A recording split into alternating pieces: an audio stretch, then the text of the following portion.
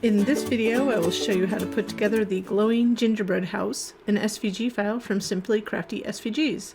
An addition of LED lights within will light up the bulbs at the top of the house for a festive Christmas house display from daytime to nighttime. I normally don't start my videos with the finished product, but this one I wanted to see so you could see what it looks like before making it. So if it were darker, the lights, if you have a bright enough light inside, through these bulbs you'd see the light, so they glow at night, and they do glow. So what you need for this project are first and foremost these bulbs. So these are 0.15 inches to 0.16 inches at the stem, so right here. So these are the ones I'm using, and I link that in the product description on the website. And then these are the ones I preferred, but they're out of stock. So these are from like Kona Elf, I believe, but they're super cute on the house just because they're round. But I use it on a different variety, so I'll have a picture of that. You'll see it in the video. So that's first and foremost. So we have something to glow through. And if you get, so remember these are minis, these are not medium. So you're looking for about 4 millimeter or 0.15 to 0.16. 0.16 gets, that's what these are right here. And those stick a little bit, pretty good. The other thing is you want a good LED light. So I tried a couple. I can't try them all, and I'm not going to recommend a specific one, but this was a pretty big string of fairy lights, and it's a USB version. So I could plug it in rather than have a battery. So, and it's a very bright light. So just be aware that for this, that was too bright for this one because I wanted to see the yellow through here. I mean, but you can also create yellow with something like these LED lights. So there's 2 of these, and right now this is what I'm using. I wouldn't suggest this, it's just something I had on hand, but I have 2 of them. I had to break off these little clips. Those are meant to hang. That was for my 3D camping lantern is what I bought it for. So I had a set of them, so I use what I have, and they're color changing. So just to give you an idea, here's the little, that's what bright light like that would look like through mine, because I have yellow vellum. So I used this one.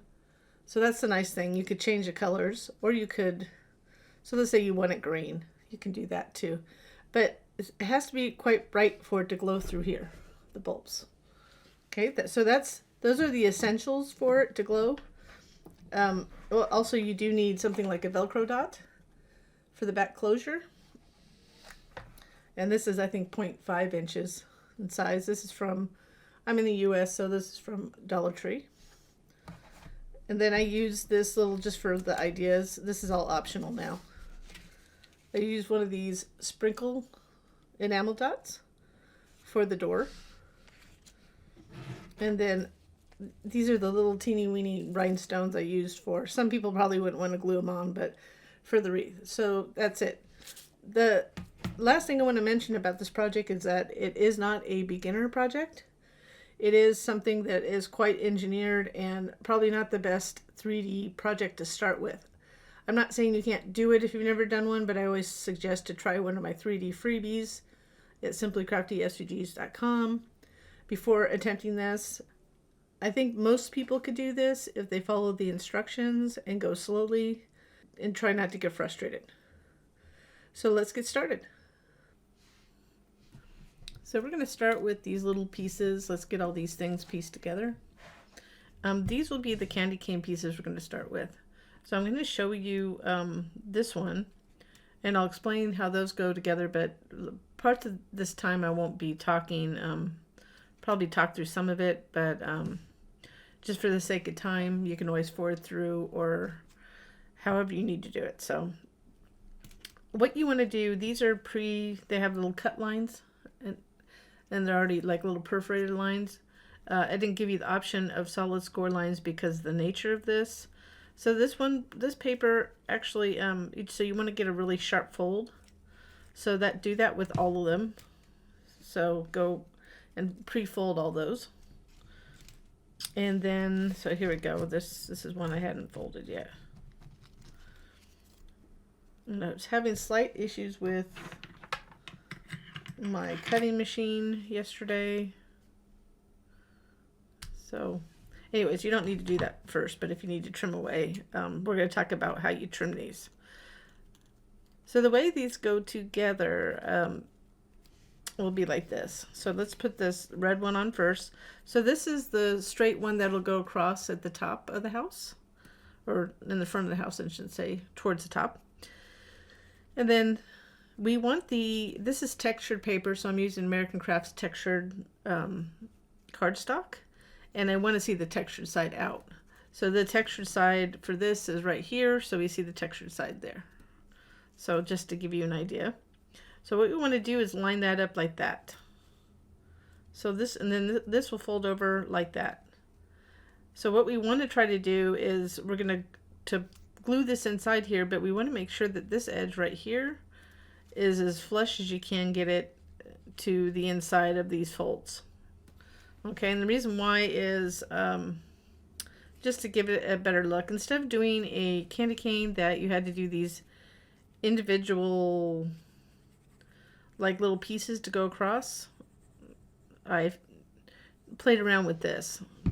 And it's different with different thicknesses of paper, so be aware. So now I have the textured side up. So this is the reason you're going to have to trim it after we're done.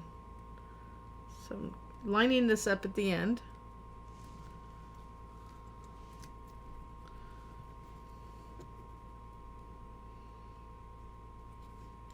So I'm pushing the white towards the edge before I do anything.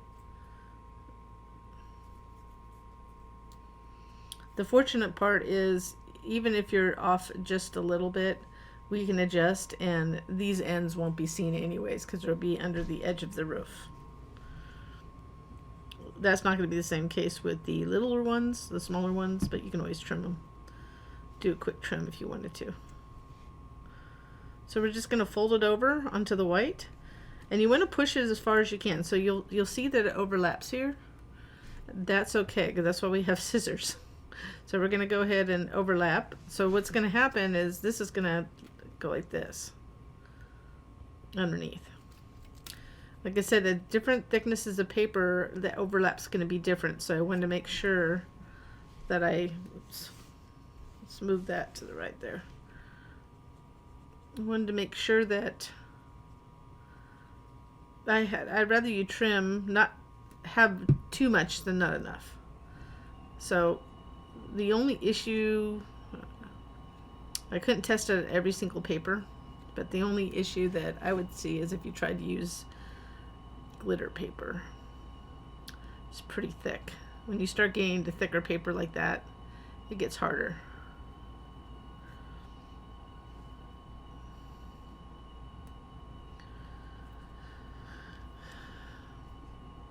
So the same thing with the green. So let's just dry fit it first.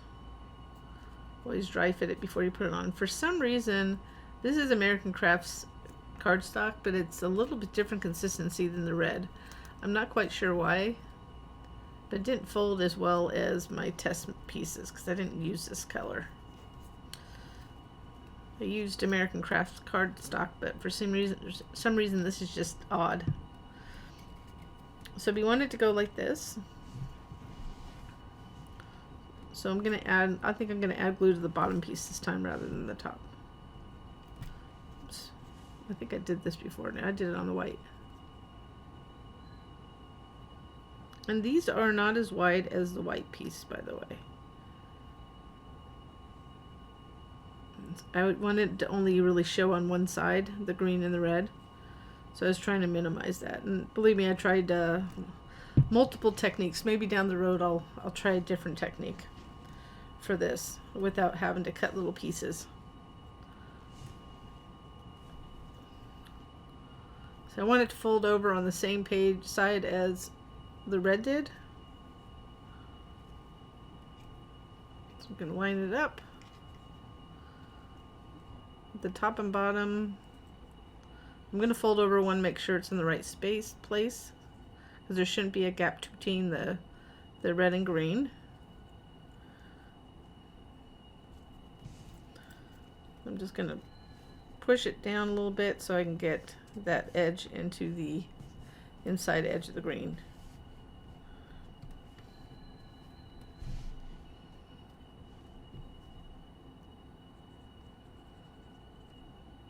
So now we're going to go ahead and fold it over like we did the red. I'm going to do just a couple. I have a little glue on my fingertips, so I want to get that off. A little damp paper towel to get off my fingertips so I don't get it on the outside.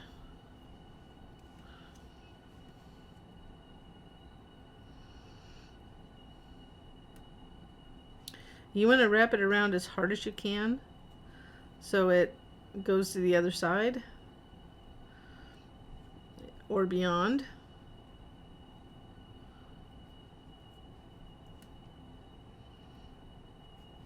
So you'll notice that even, this is just weird, it just wasn't textured as much. This color is called Cricket, ironically, but like the bug. Like not the cricket, the machine, Cricket, the bug. And doesn't have as much texture to it, so it doesn't fold as easily. I think it must just have been the batch that they created. So I'm not going to show you every single one with the others, but I'm going to show you this, like the basics of these and how you want to line them up.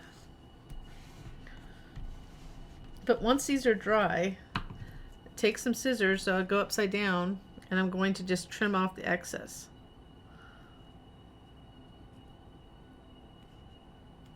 Being careful not to really, you're only trimming the red and the green, not the white, because you want it to still be straight.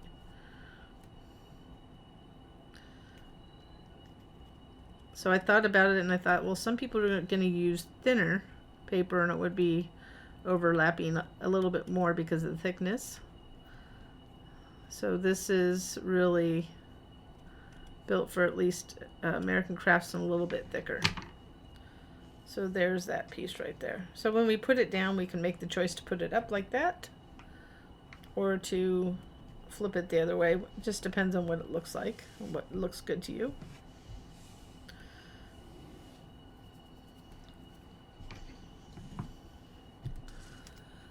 So for these, so I pre-folded them. Let me put the textured side up.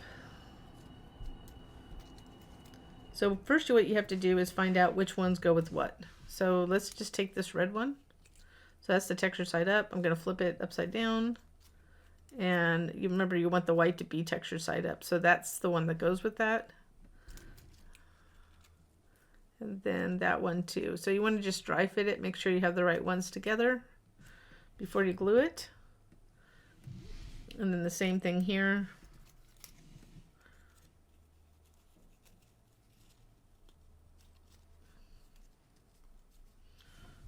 See, so it's basically the same. So I'm just going to show you, but I'm not going to talk through this section. So you can see me, I'll put these two together.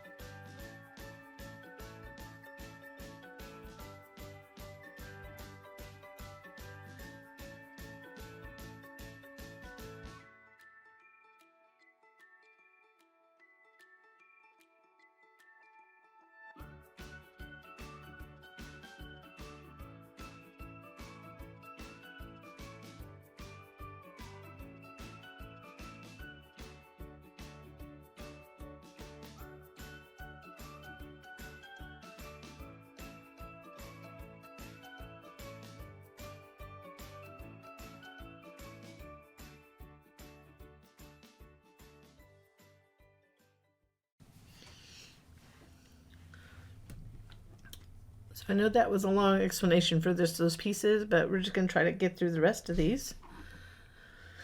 So we're going to put those aside, and then let's go ahead and do the window frames. So I already put together the larger one, so we'll have these pieces go on to right there. I'll show you how you determine how they go together. I already put together this one, and then we have these two smaller ones. So let me move those up. So let's do the small one. So we already have this, and you'll notice, if you notice carefully, that there'll be, so this is flipped over the wrong way here. They're opposites of each other. So all these are opposite shapes of each other. But the quick way to know how these go together, they're alternating. So the solid color goes in the back. The one with one hole goes in the middle, and the one with the most holes goes in the front. So it's the same thing with the other one, except there's multiple holes. So the one with the most holes, the top, and then the next least amount of holes, the next layer, and then the next one will be solid. So, and they'll go together just like that. So you'll want to make sure that you have the right things together, and they're upright the way they need to be, that kind of thing. So we want to put glue on the one with the most holes first.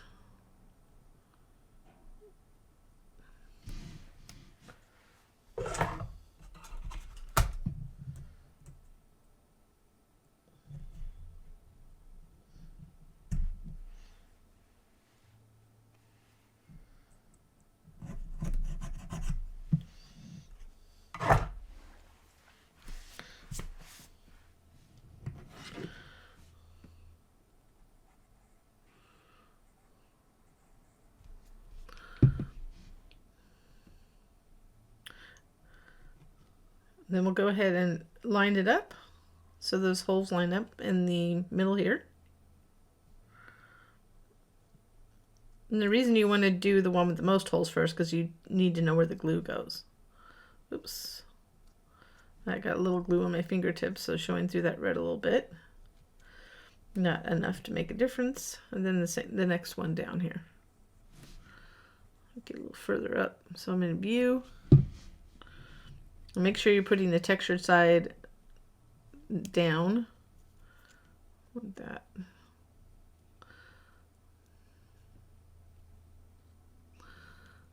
So that's exactly how this went together, except the shape. So you need to pay attention because these ones are different shapes.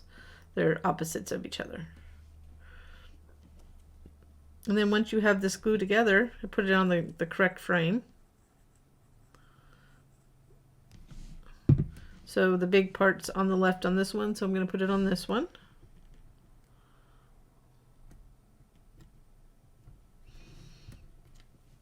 I'm just going to pick it up to make sure it's lined up. And the other one we'll just quickly put down. I'm just going to go down here. I kind of know that it has to go, the glue has to go low there. And I'll use my pick-me-up tool from Silhouette. I've had this forever to help me place it. Has a little sticky end to it. Picks things up. And can just put it in place.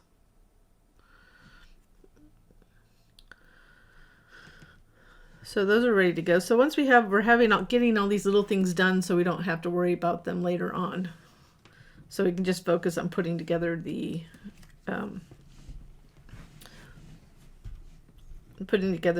house. So the same thing here. Make sure textured side's up. I'm going to flip it over, add glue to the one with the most holes, which is the white. And then the one with the next amount of holes, least amount, which basically for here it's green, then the solid one always goes in back. We want to line up those holes. I like to just go around the edges really quick. And then, so these are pretty easy to put together, especially if you can just kind of go around the edges and line them up.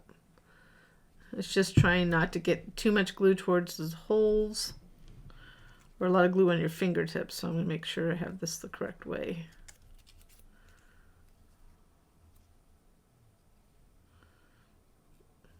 So it's upside down. so the texture side shows that through like that. And then we'll glue it onto the frame. So I already did that one because it's exactly the same. That's not opposite at all. It's just these are carbon copies for the side of the house.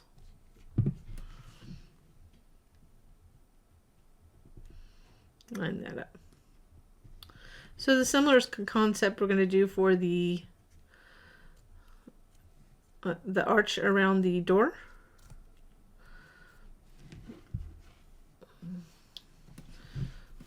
So this is I wanted to add a little bit like a fourth color. So instead of just keeping it, so adding a little yellow to it. So it'll go like so. So it goes, make sure you see it right there. It's going to be the white, the red, the green, and the yellow. So you'll notice the most holes, a little bit less holes, even less holes, and then the solid. So let's go ahead and put this one on. So I'm not going to talk through this. We're going to speed this up a little bit because it's the same thing. And then we'll go on to the wreath after we're finished with this.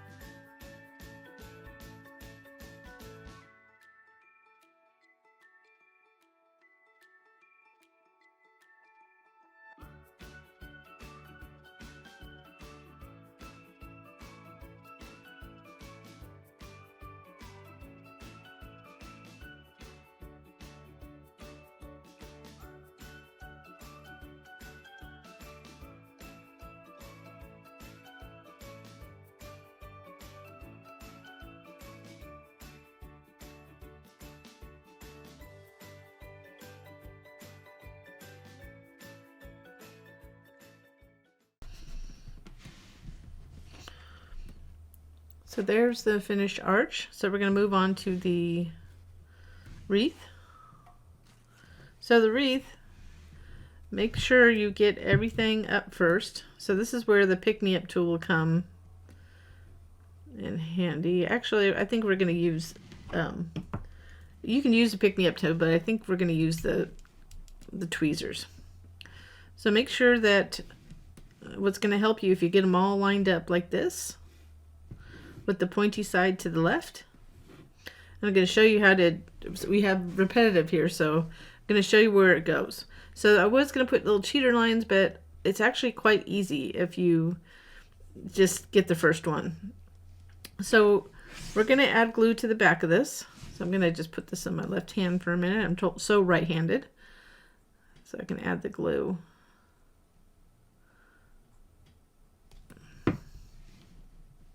Switch hands. So see where that the dip is right there? The little, between the scallops? We want to start right there. And the little round's going to go above there. So let me just show you. Like that. Once we get it on there, then we can wiggle around to get it in place.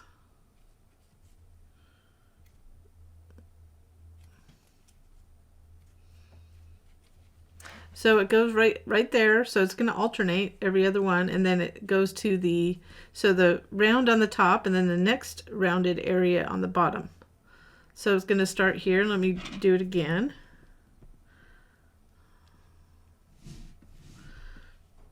So we're going to skip a scallop on the top. Trying to add too much glue because if we don't get it in the right spot, it gets easier to get it right on the spot. So we're going to skip that one and go to this one. This is every other one.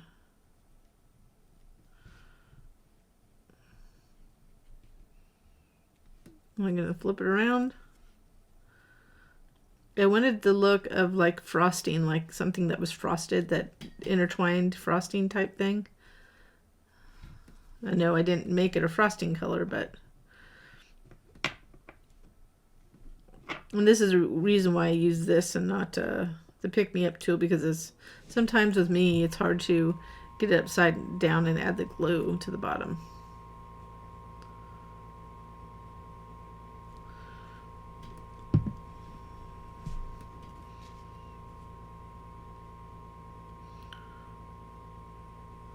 There we go. So I'm going to go ahead and finish this. You can watch while I finish it, and then we'll go on to some of the final pieces here.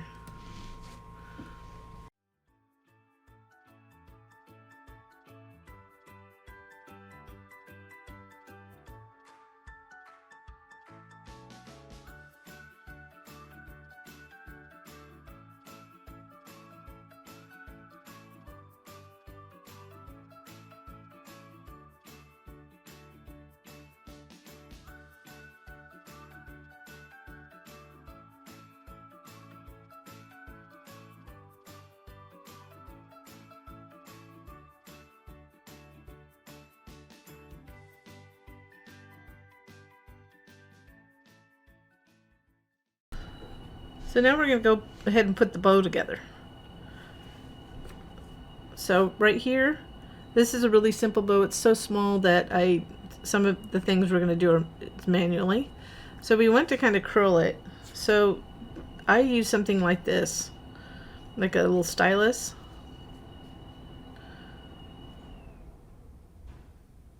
And you could start it with the big part on each side.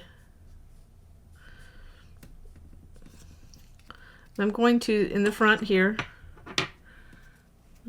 right here, I'm just going to kind of fold it like that. It's too small to put like just like that, to put a little score line, so I'm just going to fold it right there. I'm going to fold this over and glue it like that. You can see I'm just kind of making it poofy. Let's go ahead and add a little glue to the end. Like that. So make sure you can't see it from the other side. So just making sure it doesn't show. Okay, you're going to have to hold that for a minute. And as I'm holding it, I'm just going to, if I had a smaller thing, let's see if I have a smaller round. Looks like my handy dandy chopsticks, wooden chopsticks, get through. Give me a nice round on there. So we're going to do the other side. So the important thing is I'm just making sure I didn't see that. If you had to trim it off after, that's okay too. But it's not really that visible. So I'm going to use this to kind of help. Fold it over and then glue this.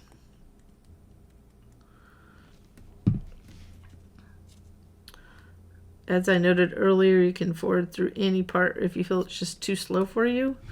I just feel like some of these details need to be shown on video. If I don't show them, I usually get emails about them for those that wonder.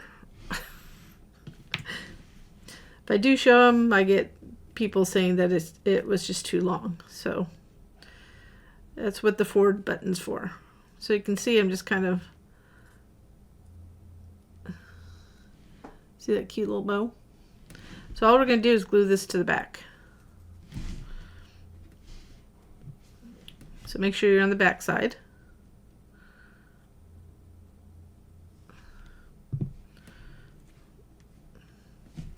Before I glue it really quick, I got a little glue on that one. Sometimes I do too. I cut really small pieces twice because I lose them. So after doing a couple videos and trying to find small pieces, I now do like really small pieces a couple times just to make sure that I don't lose them. So I just curled those a little bit towards the front like that. You can do that afterwards, but I just didn't want to put any stress on this particular once I get it together. Let's flip it around and see what it looks like. So we're gluing that to the back like that.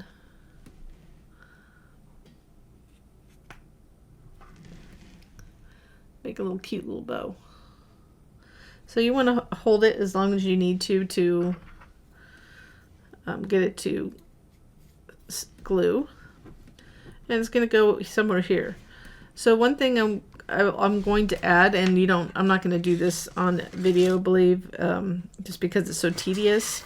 But if you have little, you could use liquid drops to this too. But I have all these really cute little rhinestones, so I'm going to add all these.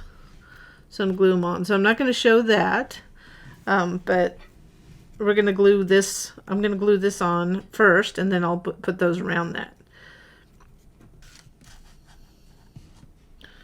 So I'm going to add these to I'm going to add these little rhinestones, which I'm not going to show you on video, but I'm going to glue them individually like that. So, but what I want to show you is if you do that, you want to know which part's the top. So I'll know the top, this is the part's the top like that. And we can add that right now, and then I can put on those little elements. So if you want to do something like that, or liquid or something like that, you can.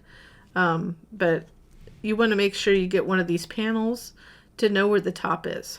So it's really just one of those little swoops down there. So now we know that little bottom scallop, we can use that as a guide.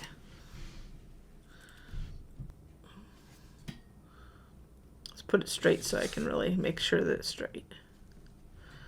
And you could put this on last, by the way, but because I'm doing the little rhinestones, I want to make sure it's not perfect, but straight enough so it doesn't look real crooked or anything. So let me finish putting on the rhinestones, and then we'll go on to the next one. I just want to get this part done. So here are this is the finished wreath with all the little rhinestones that I glued on individually. It was worth it. I think it's really cute. So let's go ahead and put together, this is just a little window frame for the front door. So it's just this piece and this piece. So we're going to go ahead and my glue just locked up on me. It was just working. Always have a little pin handy, the pin handy that comes with it, just in case I wait just a little bit too long and it starts drying on me. This is the Barely Art glue. This all comes with it, the tip, and that pin, and so it's nice. So it's just gonna you're gonna want to line up at the middle and make sure that that middle opening. Oops. Try not to rotate it.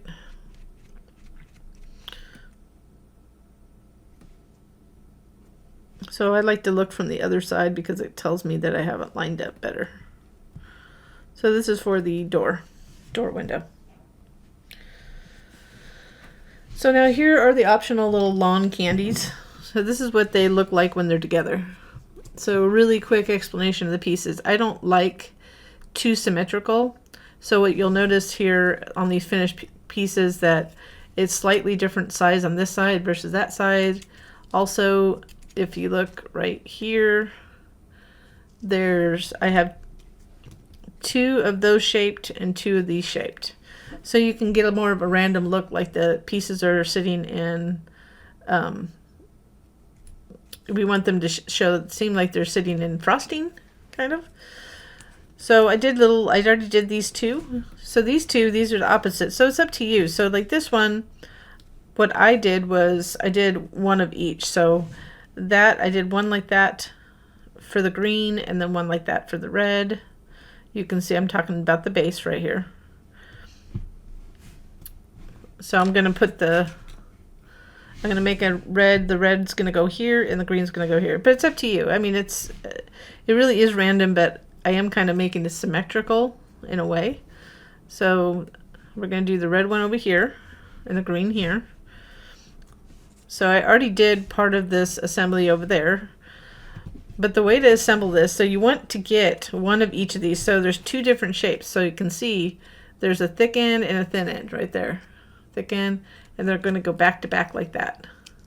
So you need to make sure for each color that you have that back-to-back piece. And you can glue them together before you put the candy on or after. That's up to you. But these are going to fold back. Those will glue together. So that's really important. So let's go ahead and make sure the texture side's up. I can tell they're different ones. So when you're putting them on, they're different ones for the same color. We're going to go ahead and add glue to this. I may over-explain, but there's just the one person that might need the over-explanation. When you do a video, I don't know if a lot of people know this, just over the years, I'm just going to line that up to the edge. But when you do videos like this, or when I have done videos or explanations or written documentation, the way it works the best is if you teach to the person that's done it the least, if that makes sense. And I'm trying to think, that's the least experience. So I used to do IT support. I don't have a good hold of this. I used to do IT support, and I found that if I skipped a couple steps, because we make an assumption everybody knows things, they don't. So the people that I used to write documentation for, and you may not want to hear this, but since I'm doing this, used to say that it was either I got feedback that it was too many steps in it. Okay.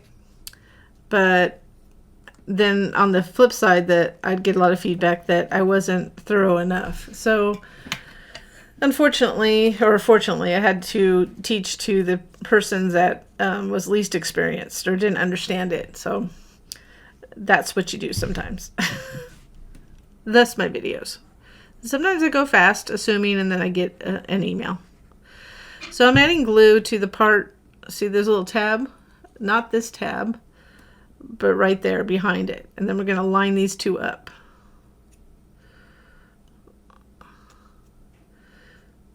So if you need to put them aside by color, what I would suggest is maybe putting, if you're going to do this, using each color, and then so put two of these together and put one of these, and plan your attacks so you have them in like little stacks. And the last thing here are these pieces right here. Oops. So we're going to need one of each because they're alternate sides. So we're going to go ahead and this time I'll add glue right here. So it's the larger side on the left and the smaller side on the right. I'm going to use my Pick Me Up tool. Line that up. Make sure my hands aren't in the way here.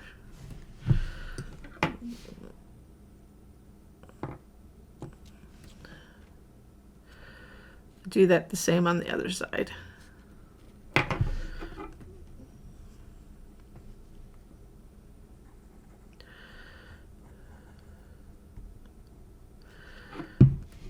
I have to carefully, I kind of know where it goes, so you need to know where it goes in order for you to do that. And then it's just easier for me to feel around the edges here. Oops. Then it gets the look of that it's sitting in frosting. And I always pull those up just to make sure that I didn't glue over that edge. That's why I do that. Then it just goes like this. So slide it in, slide the two ends in, and then add glue to one tab right there. Fold it back. You get a lot of glue on your fingertips, so as you do this project, you'll probably want to frequently wash your hands or at least wipe them off with the wet, damp towel. And then back like that. And then you can place them where you want. Again, this is optional, so if you don't want to use them at all, you don't have to. I just wanted a full project. So this one, I have to add these. So we'll just quickly do this and then get this finished. Oh, I have the wrong one.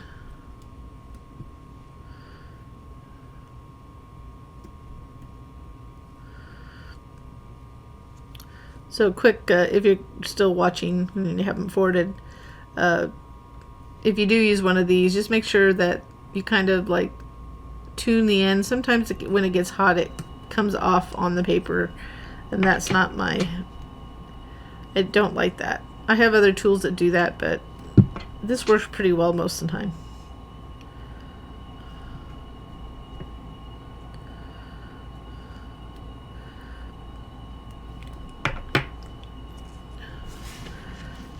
Then we'll go ahead and slide that in and glue these together.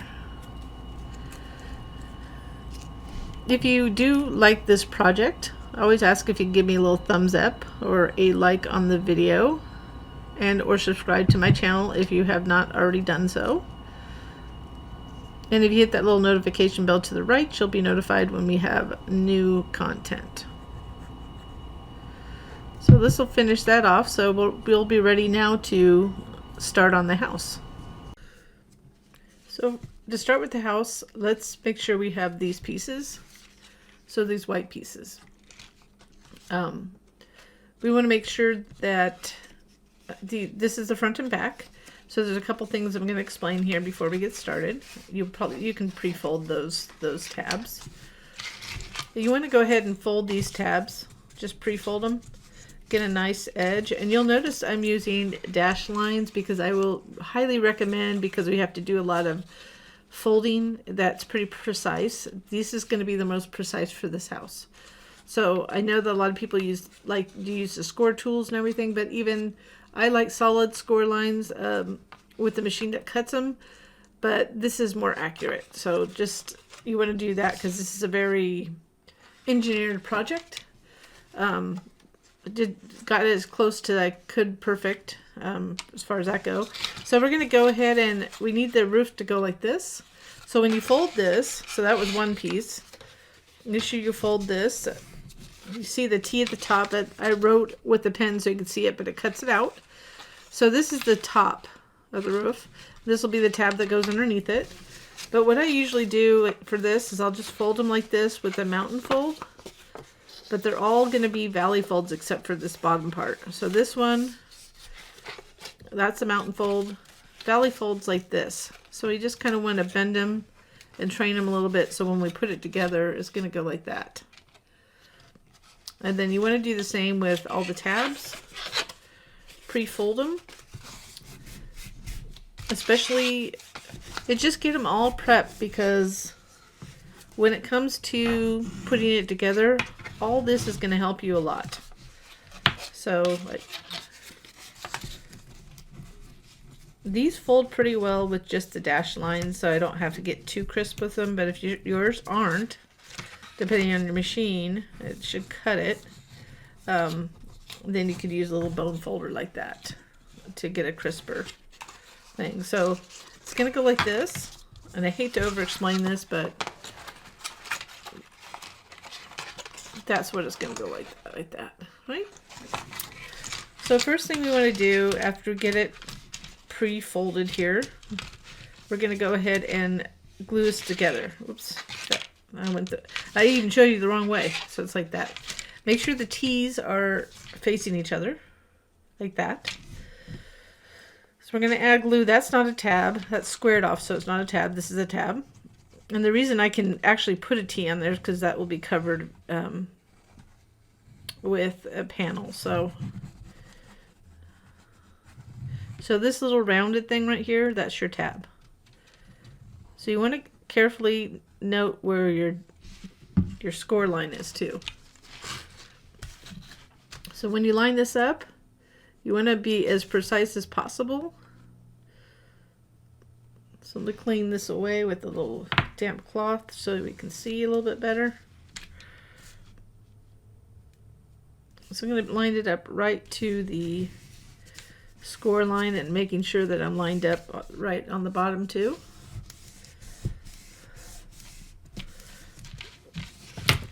So here's the decision. So the way I'm going to show you how to do this is this little gap right here is the chimney.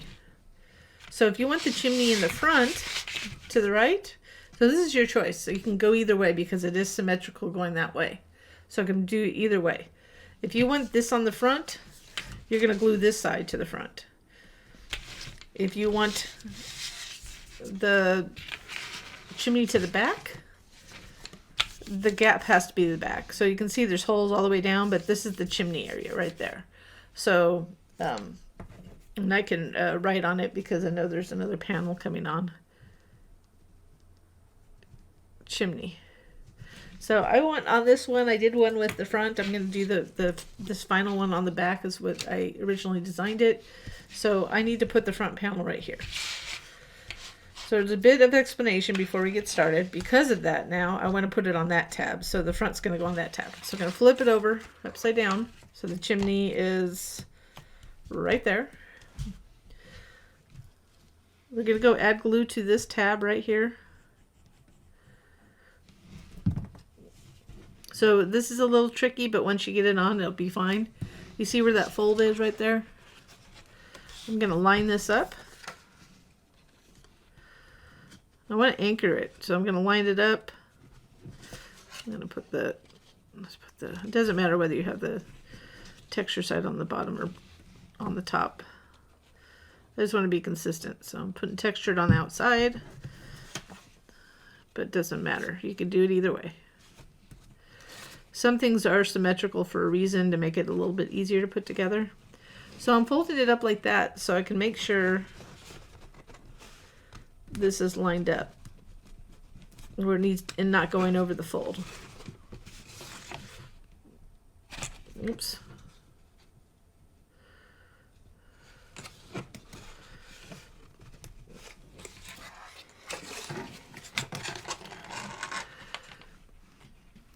I just want to get it anchored, and it's going to be the same on both sides. So I'm probably not going to talk through both sides, but I'll show you the entire process. So you can forward through if you don't need to see it again. So once we get that anchored, I'm going to hold on to it. I'm going to just going to go sideways like this. You see how they're already folded? I'm going to add glue just to one side of the tabs.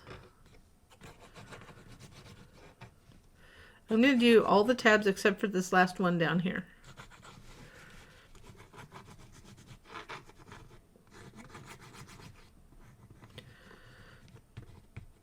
Maybe the next one I'll just put it on all of them, but I want to show you. So hopefully I'm in the right angle. We're going to line this up. So starting at the top, we want to just put these under, and we're going to line up this edge to the inside fold there, the tab fold. So make sure I'm in a good place, and make sure you can still see it. So I'm going to start up here. We want them all to go under. So start at the top, push in as you go down. It's really important that you do that.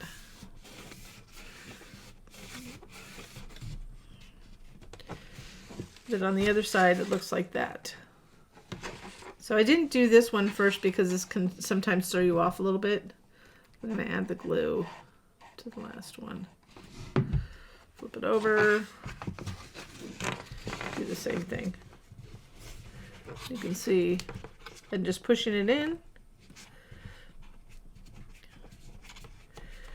It didn't line up perfectly for whatever reason. So let's do them all at once. That tells me I just had one off, or the top one. If I have the top one off a little bit, then that's going to happen. It is kind of easier to do them all at once, but you could do a little bit at a time if it's easier for you. If you're like me, sometimes my glue, when I was new to doing it, my glue would dry before I got to the last tab, which is kind of frustrating.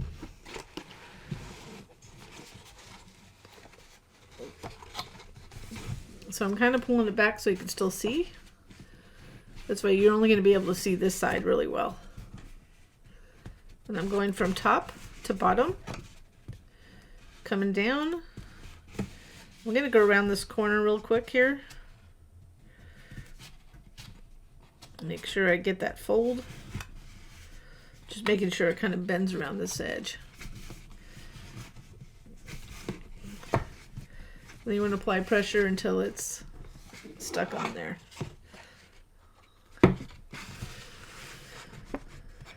So we're going to do the same on the other side. I'm just making sure they're all glued, so that's what it looks like. It'll be covered eventually with a panel. So the part you want to pay attention to the most, and most important, you could fold it down if you wanted to, but is this tab right here. Getting it anchored. It's kind of flimsy, so that's why it's kind of hard to hold it up. So I'm gonna go.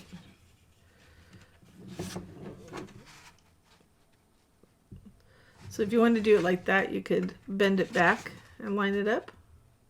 It's another way to line it up. Carefully turn it around.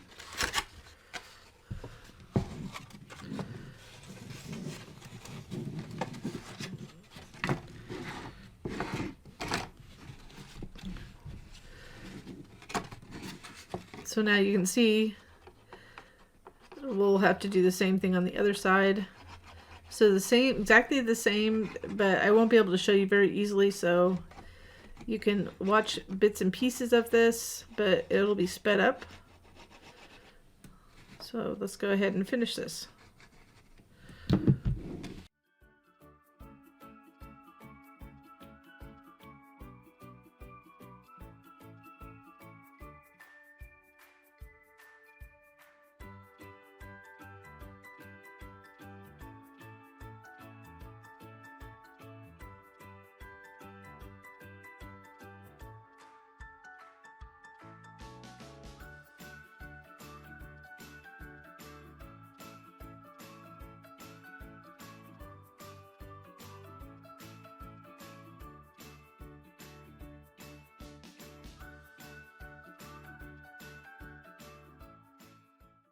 So now you can see we have both sides on, and we can move on. We're going to go ahead and put together the chimney. So let's go ahead and get the chimney piece, and then we also want this piece too, and that's just I call it a frosting edge. So we want to go ahead and fold this, and this is where if you need a sharper edge, you can use a little bone folder.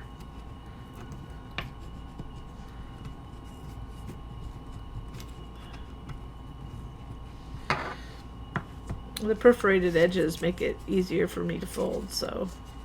And then it's right here. Well, that's right, we need to do valley folds on that. That's really why you need it. So we want to train it back, because this is going to glue into the top roof panel. And I always sound like I'm asking a question. And I hope that made somebody laugh. Anyways. So we're just, that's what we're using, because it's hard to get crisp edges when it comes to valley folds like this. Makes it easier to glue it in.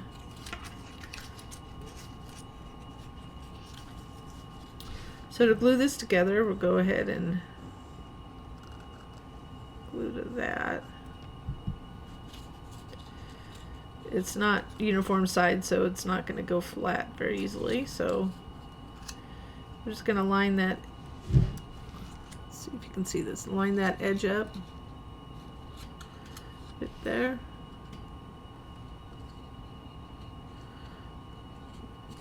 And we'll push a little in to get it a little bit more exact. You should be able to reach in. So we need this in order to, you have to put this on before you put the next roof panel, so can't forget that. So this has little cut marks. I didn't want to put a score line or anything, but what this is going to do, we want to go around like this.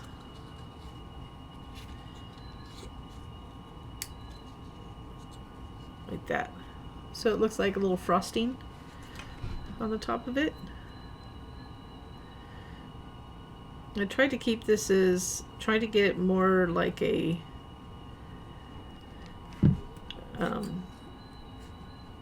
So you see how it's arched like that? You want to have that arched like that. So you want to dry fit it first to make sure it fits. But I wanted to look like truly like what you would make a gingerbread house.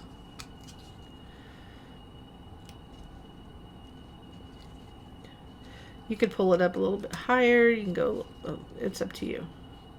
But dry fit it first. Make sure you have it the right way with so it glues on good for you.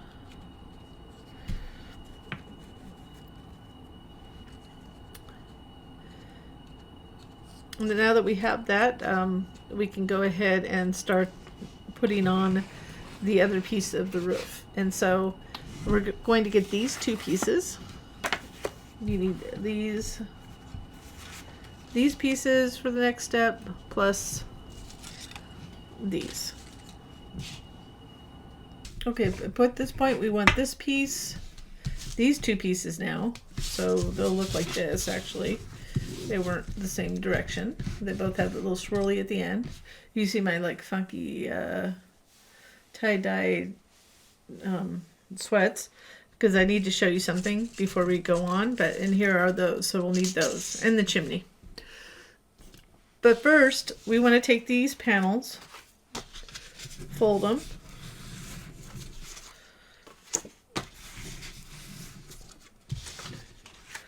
and don't make fun of my color combo. I'm wearing a shirt that's kind of a shirt that I can get glue on. So for here's the top of these, and I folded those. We want to curl them a little bit because we want it to curl like this. It's going to be, you know, go down like that. So since this is the bottom edge, I want to just gently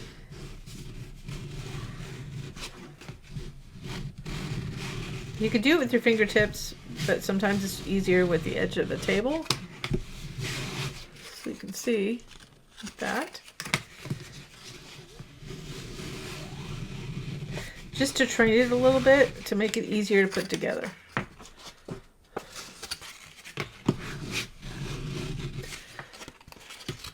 So if you're seeing that, something like that, let me finish the other side.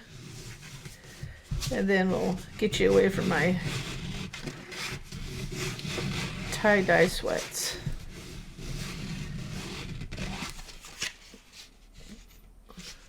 So you want to do it carefully. You don't want to scratch it too much because you're going to see this. So you don't want to get anything on it.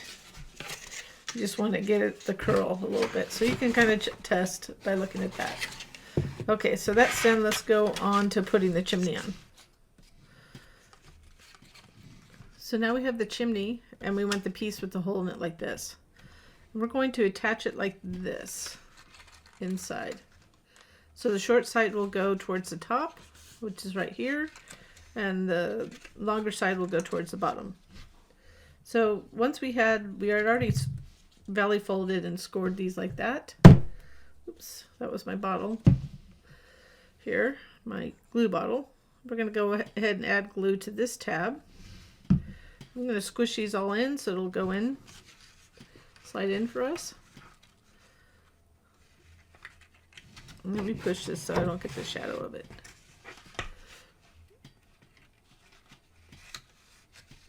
So I'm going to place that in there. I need that big piece. This is why I have to keep it nearby. We need that. So you want to hold that in. I just got the edge of this and the inside fold of the tab. We're going to push this through like that.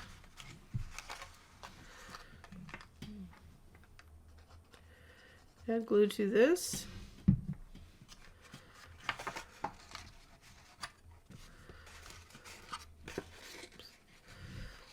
I just want to kind of carefully, I'm just going to straighten that out. I'm placing pressure on both the tab from outside to the inside.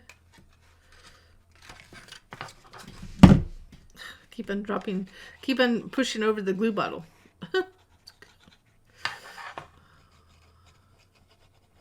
So now, and this is why we trained the tabs to go outwards.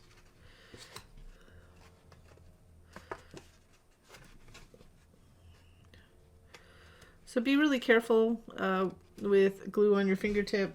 I'm going to use this little damp cloth to get that excess off so I don't touch it with my finger. And I'm trying to make sure that this thumb only stays on the inside and not touch the outside since I have glue. I was exposed to glue. I don't want glue on the other side. So you can see I'm not touching it. So you want to make sure that that's good and set.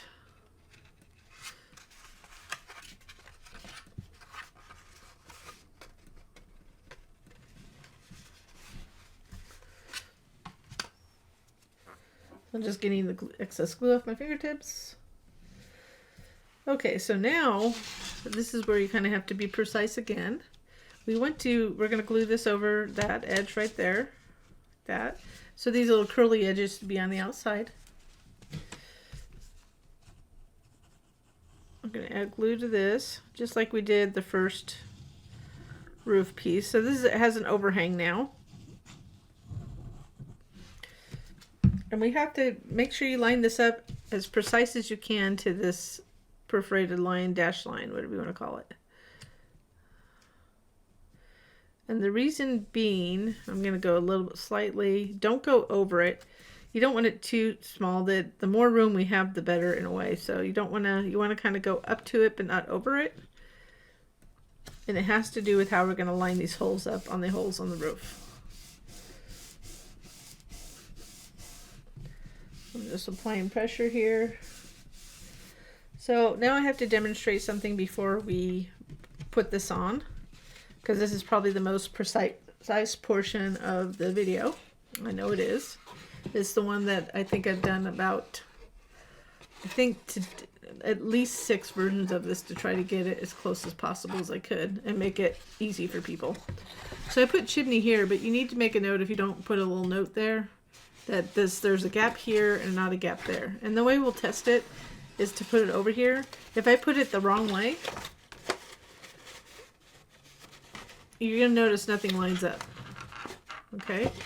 But the holes don't line up. But if I put it the other way, we just have to find the holes. Let's make sure this is visible in the video.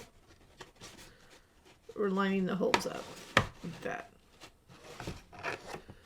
So it should line up, and then the other side, flip it over. It'll line up. It should line up all the way down. So make sure you have it on the correct way before you do this. If your holes do not line up, do not glue it on. You need to figure out what you're doing wrong. So right here you can see, I don't have it moved over right now, but you can see through. I'm kind of moving it around so you can see the color that you can see through. Okay. And why I'm spending time on this is because this is where you could make the biggest mistake. So this is what we don't want this to happen. So what we're going to do, now that we know it's going to go on like that. So I know that's chimney. I'm going to keep it that way so I know which way it's going to go. Okay, now the wet glue, this is kind of critical to the step. If you want to try to go and put some other thing, glue lets me move around.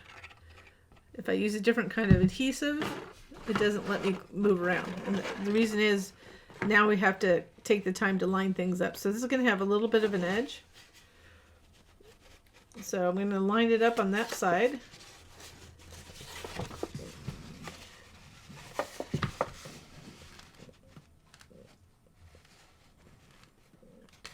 So I'm carefully making sure that the holes line up.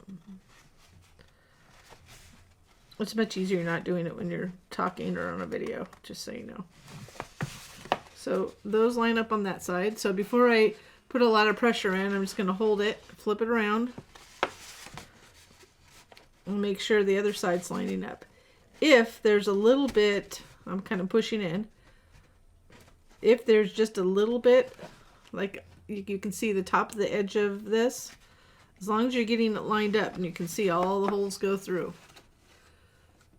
Let me just flip it back. Everything's good. So once you know you're in the right place, you can flip it over and apply pressure. I'm going to use I could reach in, but... So what that does when we line it up, a couple things. Obviously we need to be able to put the bulbs in, so we need the holes. But it also gives you the gap on each side. Let me show you right there, the gap there.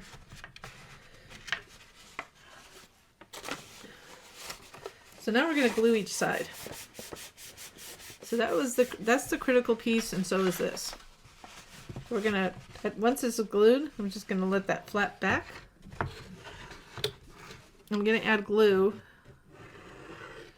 to the edge of this.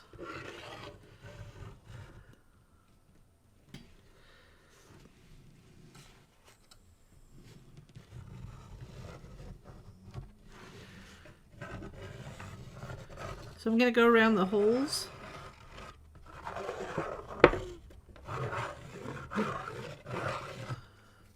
Kind of creating what the frosting will look like on the inside, on the outside-ish.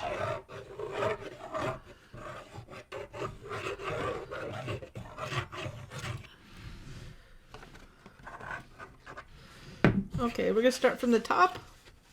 Make sure there's no, had glue on my little fingertip here. I'm going to start at the top, and I'm going to kind of push down as I go.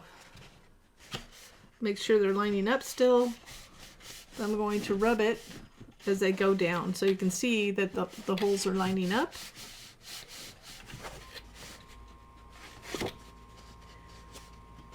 And somebody might ask me a question of, what if it's just a little bit off? Well, you'll still be able to poke those light things through. It's just if it's just a little bit off.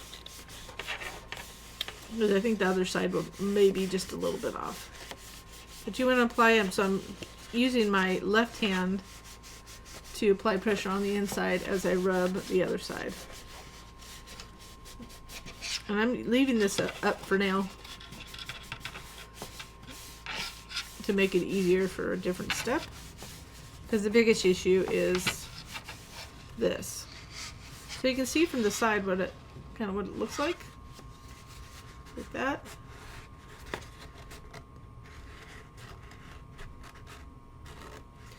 And you, I wouldn't worry too much about little gaps and everything, because it's not going to make any difference. So the same thing we're going to do on this side. Just add the glue, and then we'll get this started again so you can see it a second time.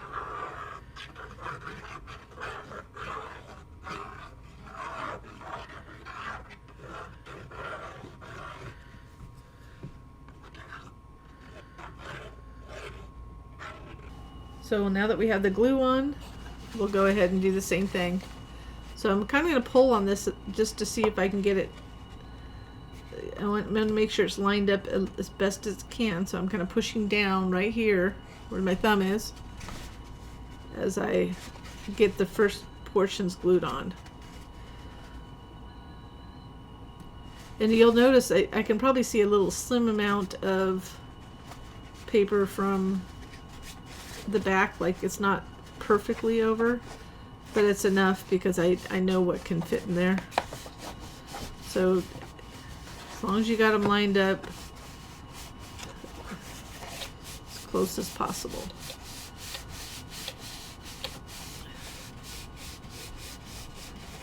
So you want to make sure you go all the way down, so from top to bottom, again, the sides, and just give it a good rub.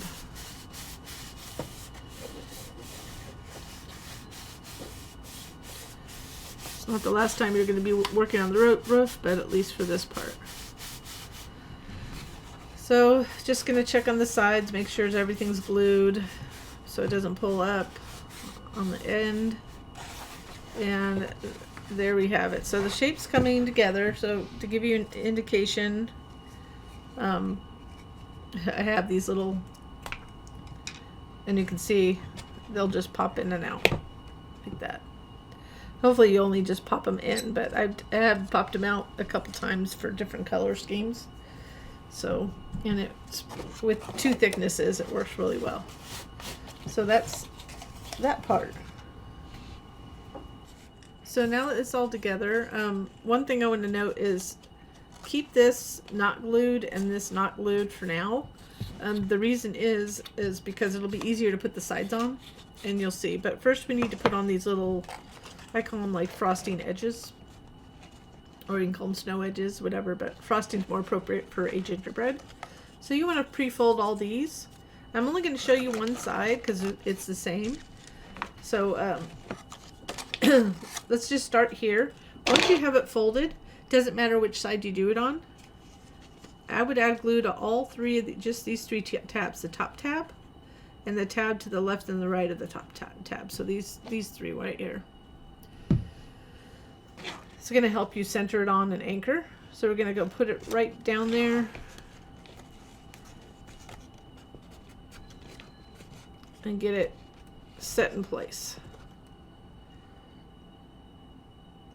So I just want to get it rubbed on first, so it's on. So these tabs will be covered by panels on the front. I mean on the roof. So it'll be handy to have a tool like this. This is the wooden chopstick again, so you can use it to apply pressure against the tab behind it.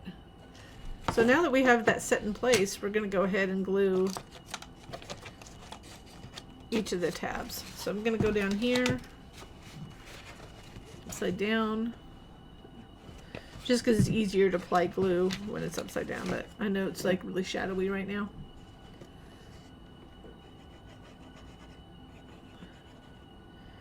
So I'm only going to do 3 to start with, just to show you. So you want to go from top to bottom. So as you're gluing it, just be careful, don't get glue on this finger on the outside.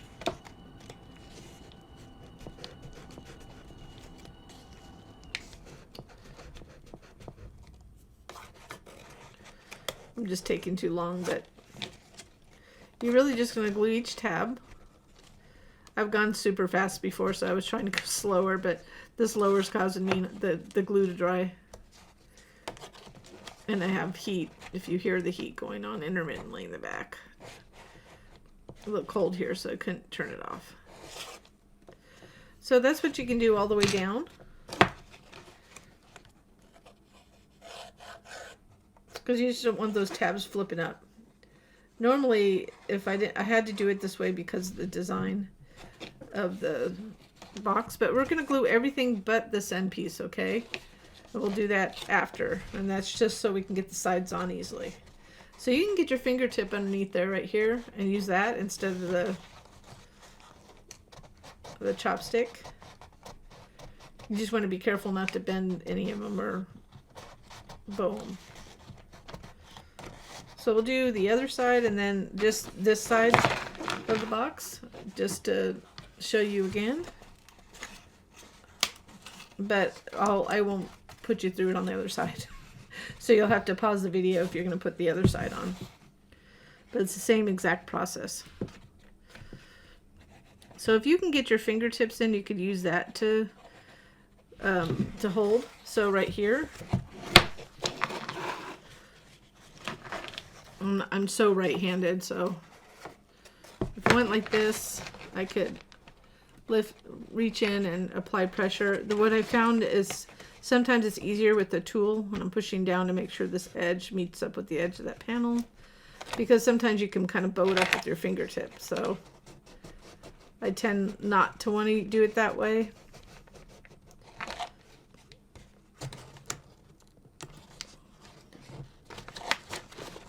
But especially since it's curved.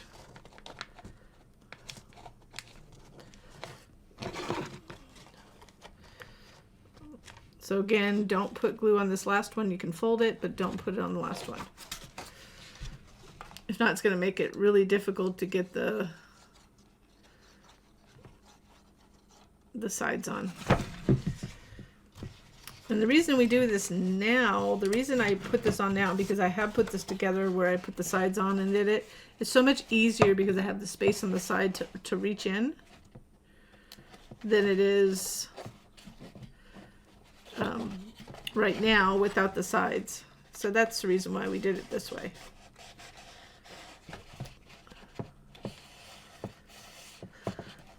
So I'm going to go ahead and finish and put the other side on, just these top ones right here, and then we'll go on to the next step.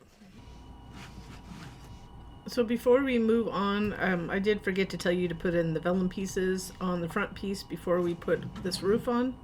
So before we get any further, to make it easier, let's go ahead and put those in. So we want to put one right there. So let's do that one first. I know it's kind of out of focus. We're going to go ahead and put that around the edge. Then in here,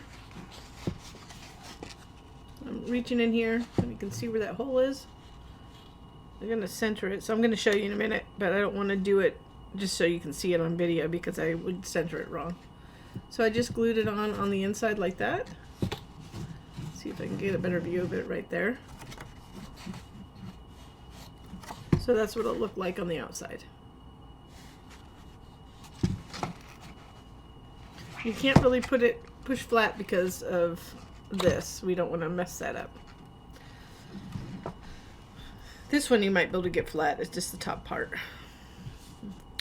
And then this little round, the door one.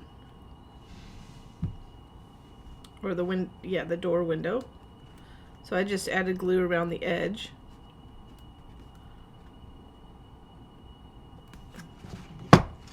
Try not to get glue in the front.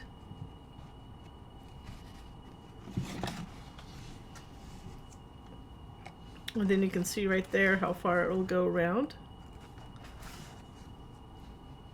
So I'm just going to go around the edge here. So it'll be a nice glow when the light's in there. It'll glow on the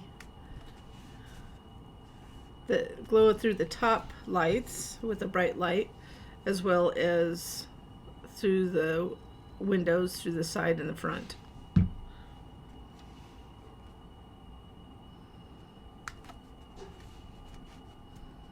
Just be careful not to get glue in the opening that you can see on the other side. And that's what it should look like right there. So we'll go ahead and put the vellum on put that over there. Take these pieces. So this is the upside down part of it is right there. So we're on the we got to be on the non-textured side. I flipped it over. Same thing here. So you can just add glue to the edge here. And we'll get these on.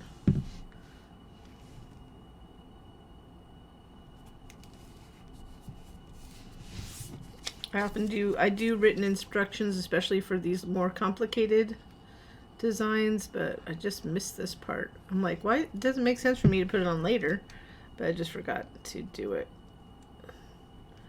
Try to catch as much as you can before we do the videos. So now we want to just pre-fold these. So I'm going to fold these back. This is a valley fold, so it'll go like that. I've already folded it, but I'll do it on the other one so you can see it. All the rest are mountain folds, which is a fold like this. It's a mountain fold. But this will be the the edge of the roof. So when I do those, I go like this. I just do the mountain fold.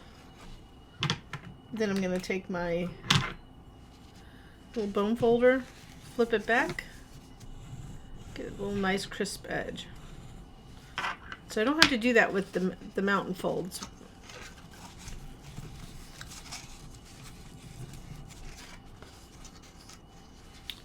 But I want to get those all ready. Now we want to go ahead and I'm going to put those up there for a minute. Let's go ahead and finish the panel. So I already did one panel. So we're going to put together this panel. They're both the same. They'll go like this. Should fit right there. So let's go ahead, and these will be like there. So let's go ahead and put this together. So you want to put the frame on first.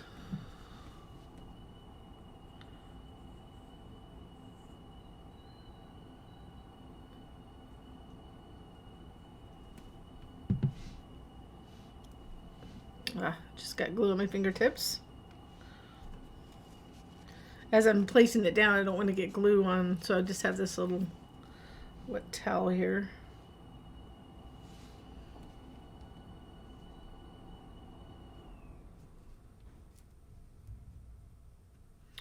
So I'm going to line that up. So the better way to find out if I lined it up is to make sure it's all lined up in here. Then I can apply pressure inside here.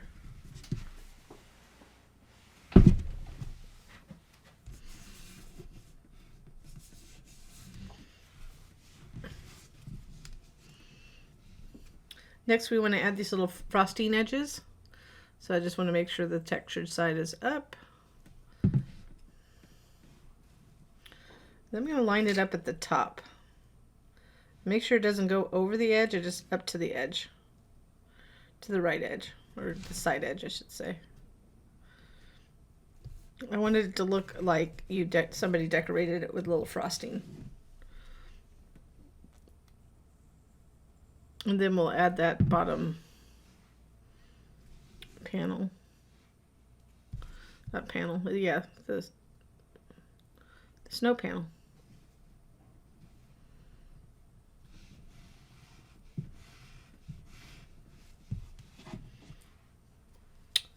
I'm always making sure that the textured side is up, since I like the way it looks.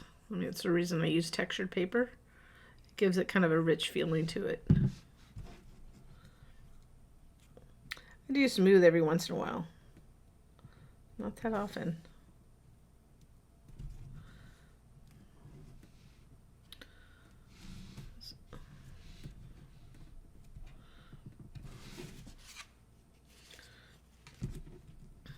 I'm just rearranging because I didn't like it was...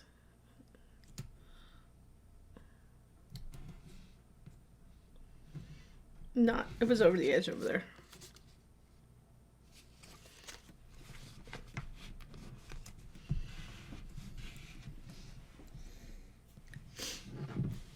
Okay, so we have those ready, so we're going to put these on before we attach it to the house. So we want to glue this on. So this is the reason why we want to pre-fold it, because it won't fold very well if you get the panel just in the wrong place. We need it to be easy to put together. So let's go ahead and add glue here to add that little panel.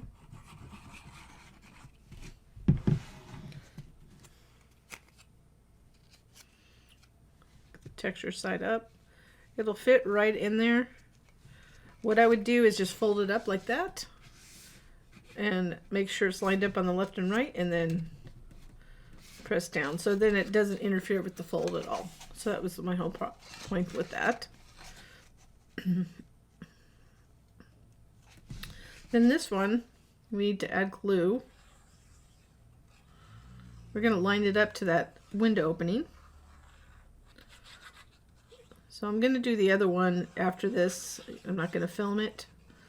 So just make sure it's the same process on both. And just get good coverage on the glue. I'm going to put dots in the little circular areas.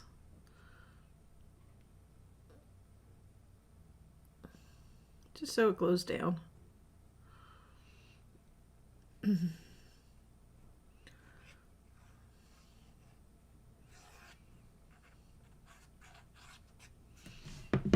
Okay, so we're going to go ahead and make sure we can get it in place best we can before we set it down.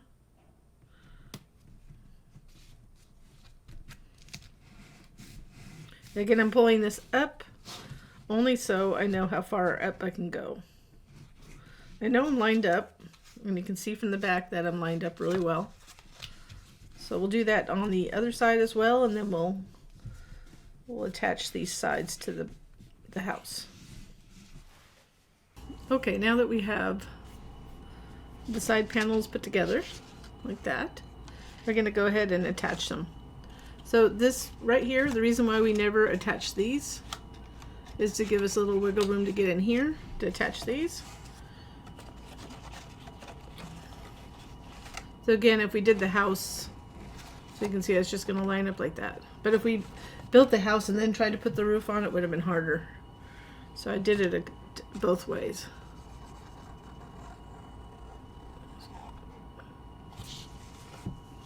I guess it really doesn't matter down there because we're going to glue that side down once we're done with this.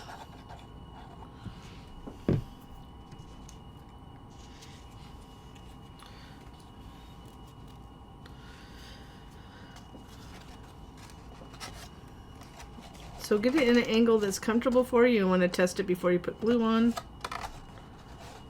So I'm going to put it like right like that. I'm not pushing down on it because we don't want to push on the roof or anything. I'm just lining it up. And once I get it in place, I can apply pressure. You could lift it up and apply pressure that way.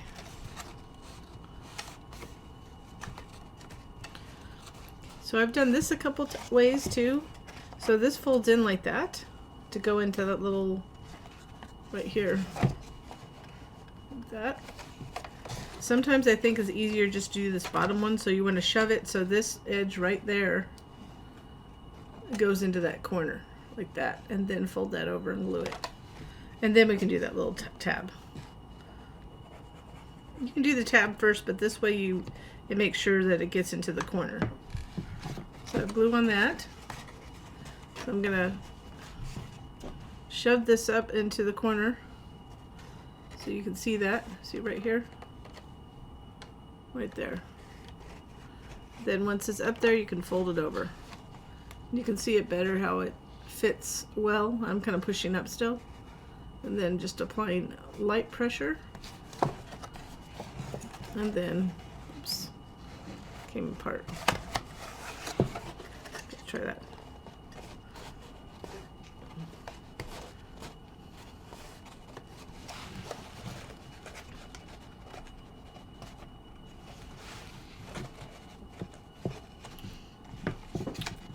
And then you can go ahead and get this small tab. So I'm adding glue to this tab. I know you can't really see it.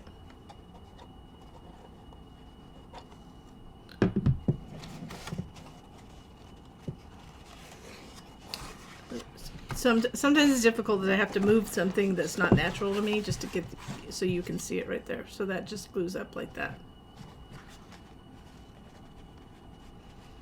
Let's do the other side. I'll do much faster this time. So you can feel free to do the small one first, but the big one kind of catches it and anchors it in place.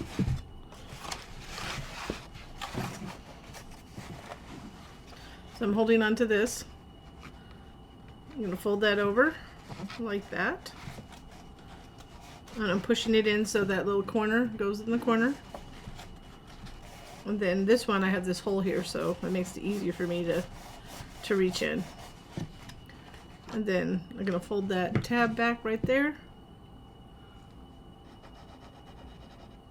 Little teeny one. Then I'm going to fold it forward. And I can reach inside. So all this allows me to reach inside. So let me do the other one quickly. So this is just a repetitive one.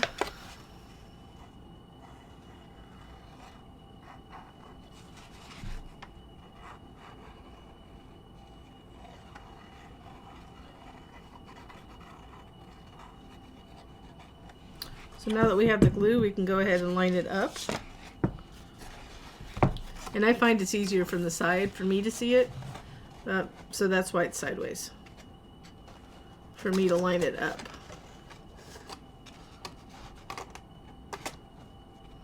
And I can feel it right there. It's lined up. And I can see it side to side lined up. So I can kind of lift it up gently so I can get some pressure behind it.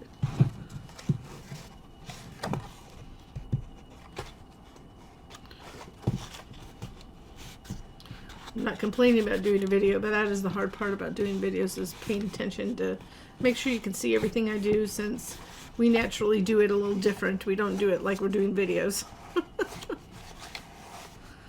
Okay. If it's easier, you can put the glue on this way. Flip it up like that.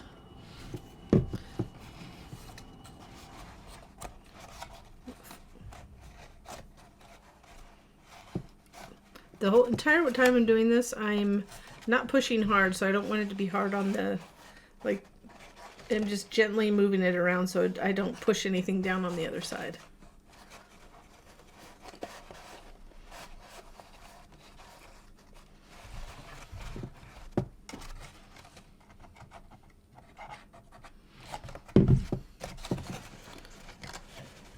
But the back will be easier with this little opening.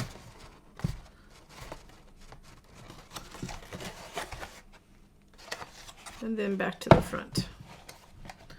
So I'll do one with this, doing the little one first. But if I do the little one first, I'm gonna add glue to both at once. So once I get it into place, I can fold that over. So I do the little one first.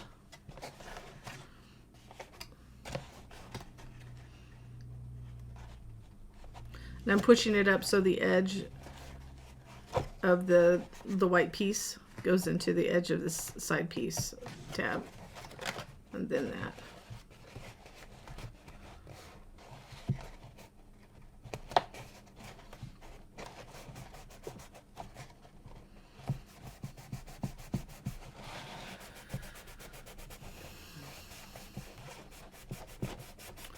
Okay, well, that finishes that.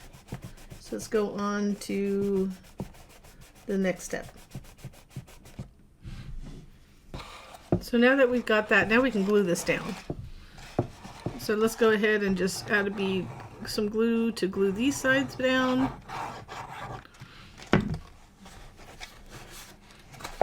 And you can reach in.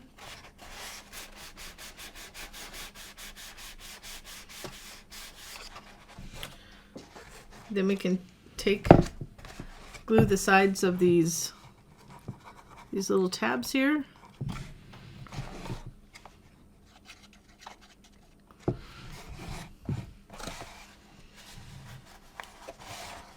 Just fold it over the edge there.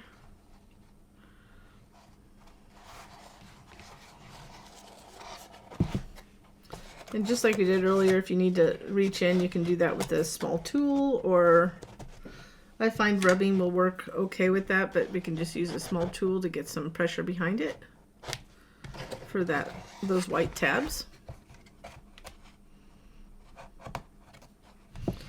And then we'll add this panel right here. Will go right here. So we'll just go like this.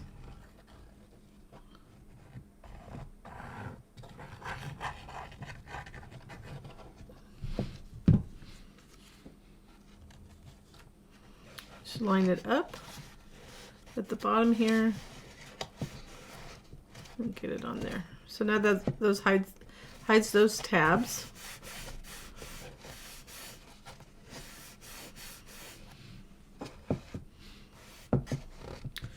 So the other side we do the same. So whatever angle you want to put it in that's comfortable for you. Like I said, I gently kind of put it on each side as I'm doing this.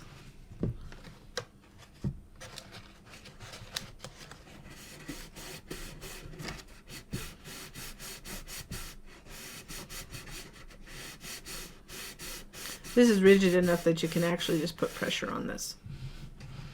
And it probably much of the same for these side tabs. Oops, got a little glue there, but that's okay because, so if it's off a little bit because remember this part was just off a smidgen. It doesn't seem like it, but I can feel it. So you can't tell any difference. Just get the tab down. It's just right here. It didn't match up as well as it should have. That's called human error. So that's the hard part about engineering something so precise. And I do call it engineering because there were lots of little adjustments to get this to work. Whoops. Don't push too hard because we don't want the whole thing to buckle in. Not before we're done. And then we'll go ahead and put this on. And next we're going to put the, I call them frosting pieces still, the white panels on the roof. They go in a certain order, just like everything else on this.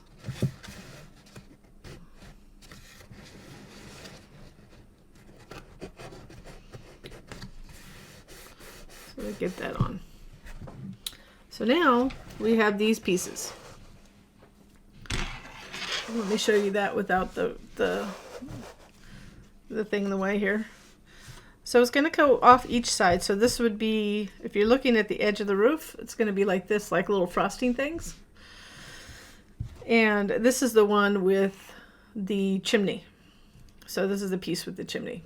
So that's the cutout opening. So let's do the one without the chimney first, because the chimney, this is actually going to go around the chimney when we're done. But let's do that one first. So just make sure, what helps, don't put the, we're going to put the bottom on last,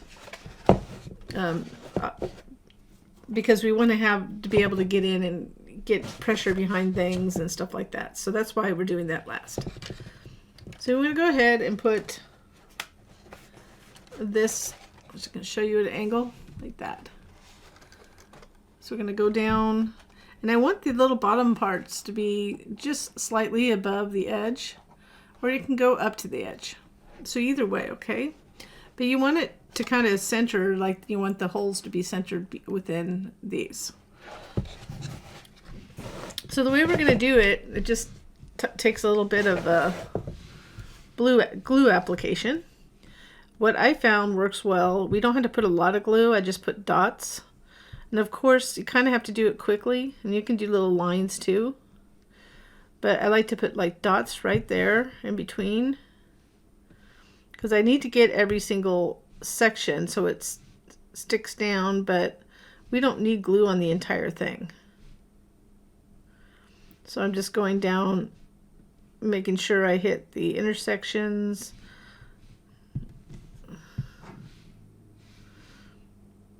So the important part on this is you don't want the bottom to touch before you want the top first, and then we'll kind of slide it down.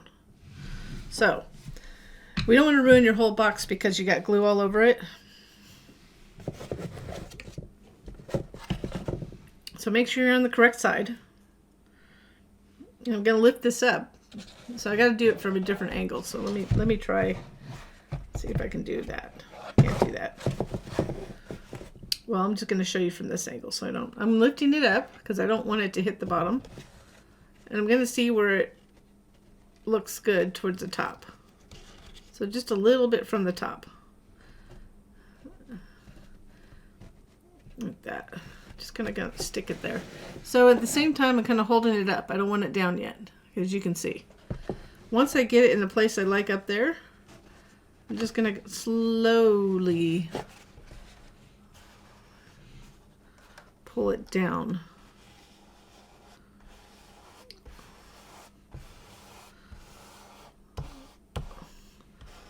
So we can try to make sure no glue. I mean, it may not be perfect.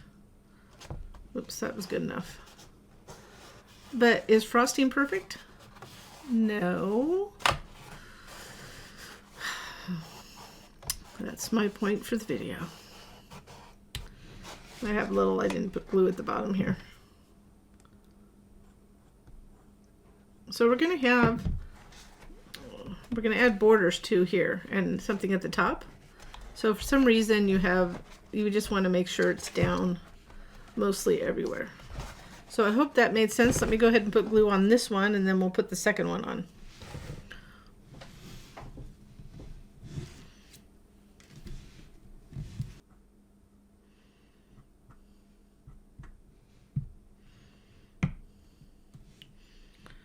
So I just finished putting glue on, and let's see if we can see it.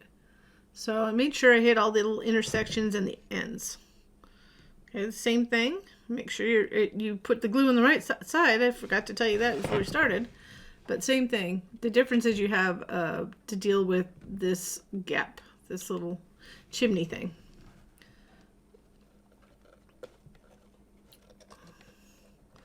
So we're going to get it started at the top.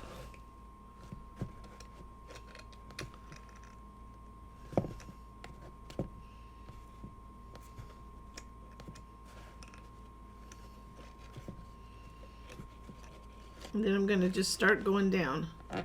So I put enough gap in the chimney thing, well, I hope, for most people. You can see where I'm placing it, right? I started at the top. Now I'm going to come down. If it doesn't look exactly like the other side, you know, I wouldn't worry too much about it. And if you feel like you need to keep glue off of this side because you're not quite sure, you can always lift them up and put glue in after the fact.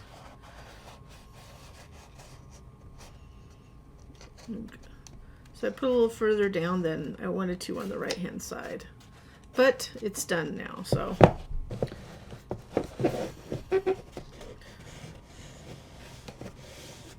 I'm going to reach in and just get it down.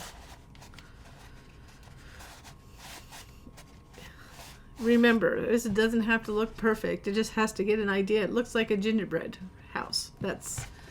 And the gingerbread houses are not perfect. So that's the fun thing. This actually goes hand in hand with paper crafting. Now we're going to go ahead and get these two pieces. Not these two pieces. These two distinct pieces and a third one right here. This is going to go around the chimney. So it's just going to go right down here.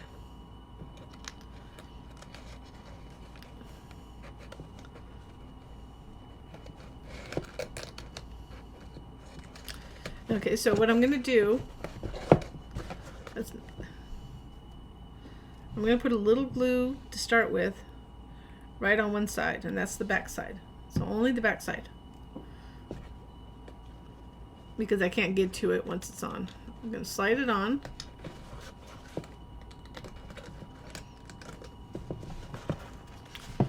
And I don't need a lot of glue. I'm just going to go underneath. Just going to put a couple dots here and there to hold it down.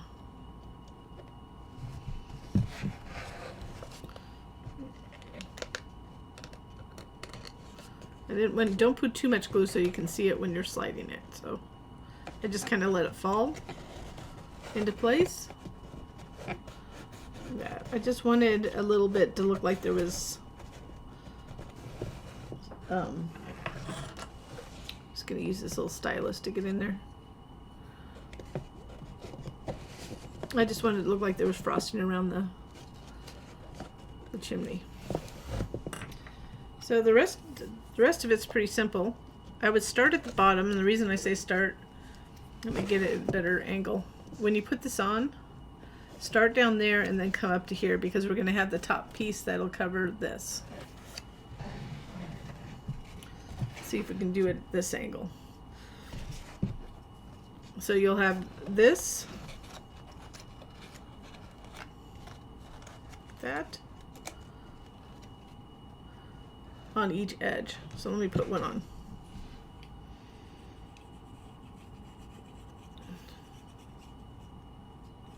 And it covers those tabs and then kind of finishes off the look a little bit without seeing the ends of things.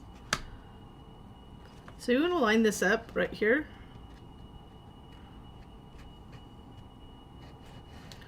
And then I'm lining it up all the way down. I'm running my finger down the edge. So this you'll have to reach in.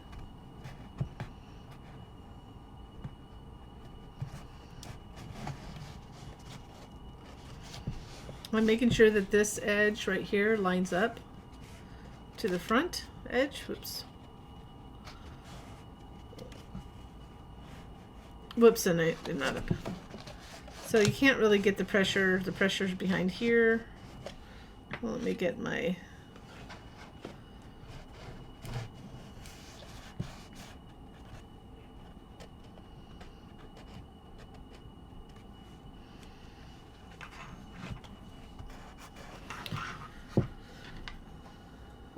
So let's go ahead and curl this a little bit. That might help too. So we're starting up here.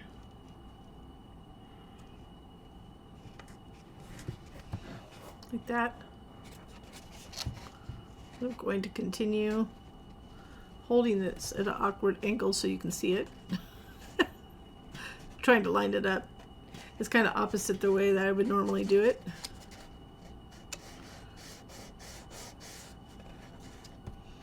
So you can see it's coming around. I'll just keep on. Let's see if I can go the other way. So you can see I'm just kind of going down. I'm also making sure it lines up right there with my finger. And just rubbing it. Making sure there's no glue because I'm touching a piece that's visible in the front.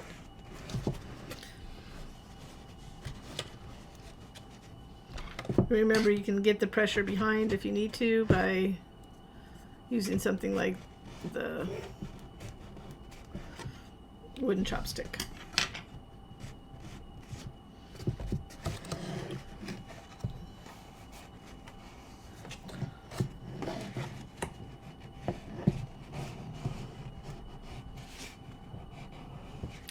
So we'll go ahead, I'll go ahead and work on the other two, and then we'll put that top piece on. So here's a different one. I already put on two other ones, but I first filmed it a different way. But here's another way so you can make sure you minimize the gap right here, is to do it really slowly. So you can see there's a little bit of a gap there, but I tried to fix it. But the way that it just takes patience and a little bit of time, but you can start here. You put a little glue on the tab and get it close to the edge as possible. Make sure you have a damp. We're going to go about halfway because we don't want to get anything on the front or the back. So you can see I have glue there. I'm going to start at the bottom. And I need to add a little bit more glue down here. So I have a little damp cloth and I have my little bone folder. Whoops, right there. So I'm going to start down here.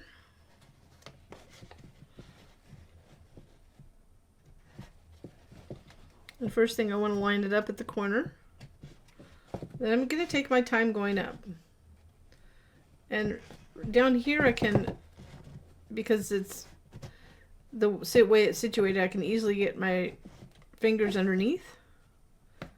As I go up, it'll be harder. But also you could use what I'm trying to make sure is no glue's coming out. So if it does, I'm just going to wipe it. So out the edge. But you can see the edge is pretty tight. So I'm pulling it up to line up there. The reason I'm spending much time on this is because you're going to see it. So a lot of people are not going to want gaps there or minimize the gaps. You can't really get rid of the gap. You can just minimize it. So I'm just holding this as my backing and then going down. So you can see how tight it is right around there. Okay, tighter than that side is. I'm more concerned about the front than the back, but I wanted to show you to be patient with yourself and give it time, because it might be the one thing that bugs you. At least these are the things that get to me. Oops, let's go sideways. So try not to put any pressure on this. So that's where the issue is. It's pretty strong at the top, so you can put a lot of pressure if you go slow. Most of the pressure you can put on the top of the roof, right there, my thumb. But you really have to just go slow and be deliberate. And you can see that's a pretty tight edge right there. So there it is. So I have a little bit of a gap right there. And that's the difference. If you go really slow, you might have a little gap like that in the front. But really, is it that noticeable? Not really.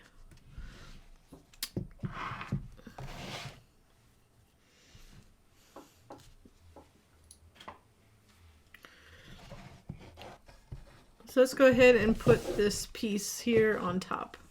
So I'm going to fold the edges.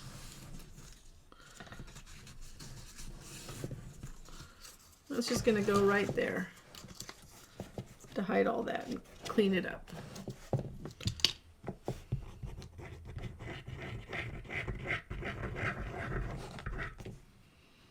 Oh, that's okay. I thought I got glue right here. I got glue right there, but it's okay because it's going to be covered by those scallop. It's not very thick, so we don't know where to place the glue. So we're going to go ahead and I'm just going to do one side. Well, actually, I'll do both sides because it's going to be hard to add glue to it after the fact. Try not to get too close to the scallop, to the edge, the scalloped edge right there with your glue. Right there. Because you just in case, you don't want it coming through onto the gingerbread portion. Okay, moving this back. Just going to line it up. Left and right.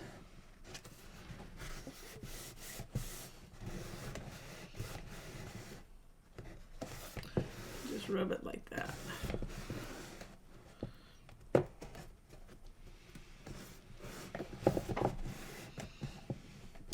So we're almost done with the actual house. We just need to do the front.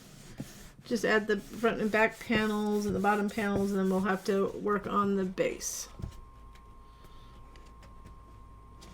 So now we're about to put together put the panels on, but it's going to be easier for you to put a couple things on before we put it on. Not everything, just a couple. So we don't want to add this until the end because it's got that 3 dimensions, so it's going to be hard for us to apply pressure. But anything that's flat we can add first.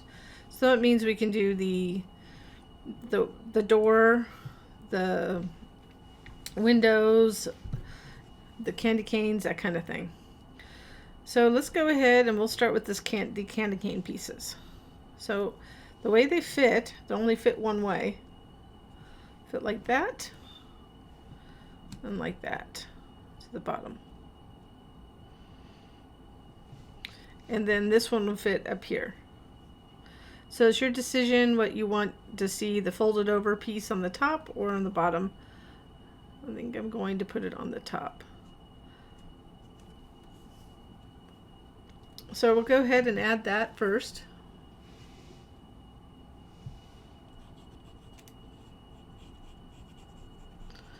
So we're going to put this across, and the way this is going to go is from this side to that side.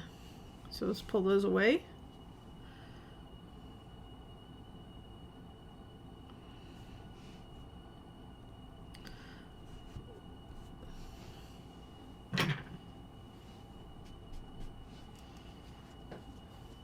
Fortunately, that won't show because it'll be under the edge, but be careful with your glue.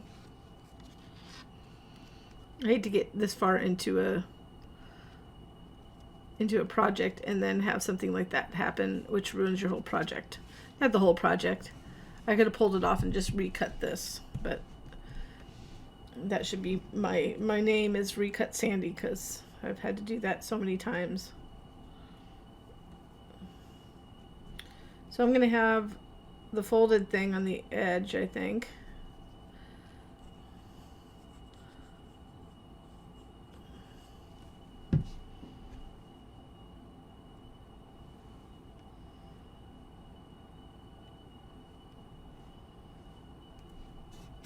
So you just want to line that up to the edge here, but not beyond. I mean, it can be a little beyond. It's not a big deal because it's not going to interfere with anything.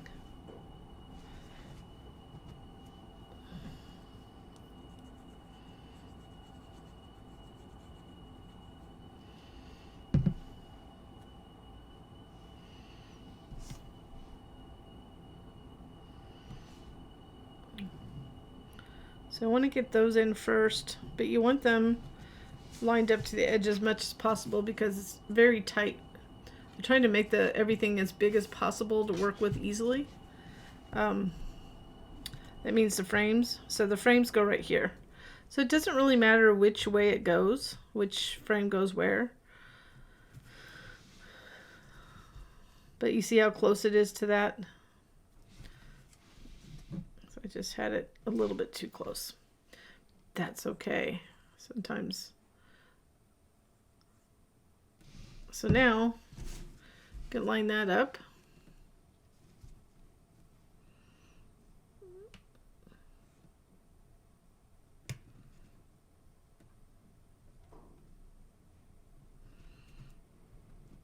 If you're bumping into that, it means you have it too far over, which was my fault. So you might want to put the frames in first. That's what happens when you're, I don't know what hour it is. I don't know if you people know how long it takes for me to record, or a lot of us record, but I think I'm in hour 4 right now of recording. Which you won't have 4 hours of content, obviously.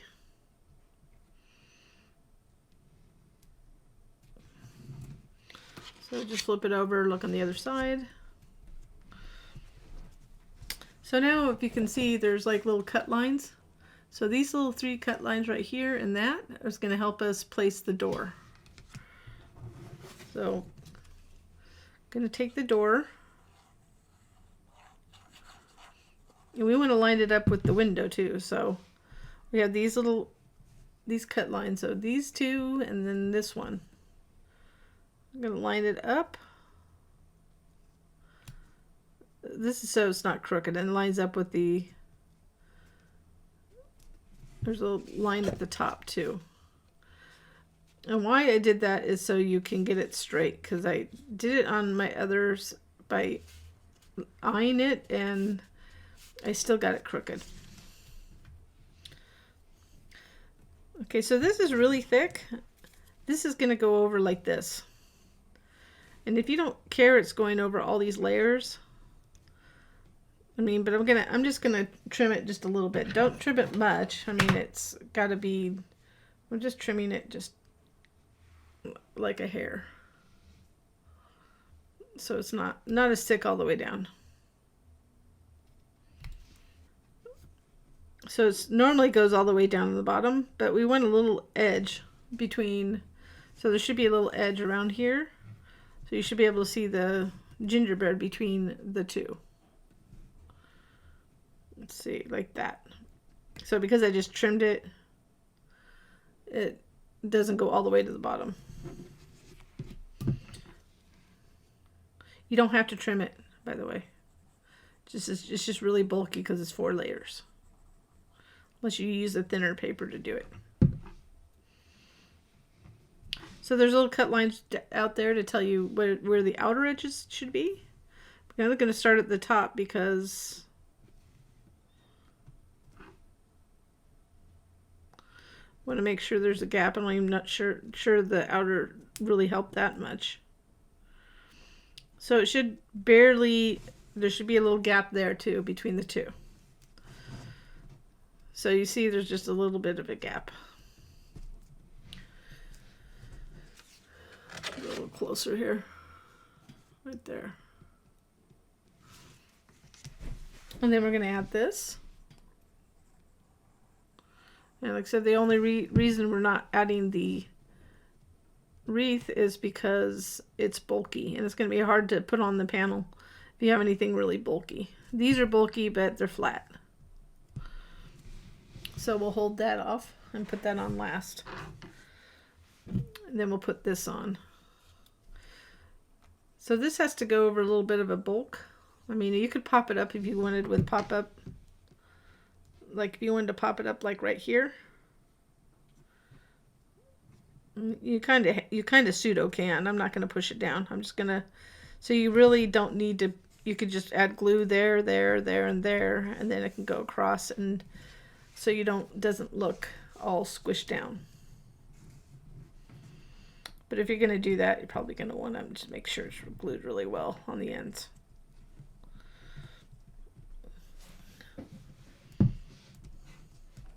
Okay, let's go ahead, and I'm not going to put this one on. I'm going to let it dry for a sec.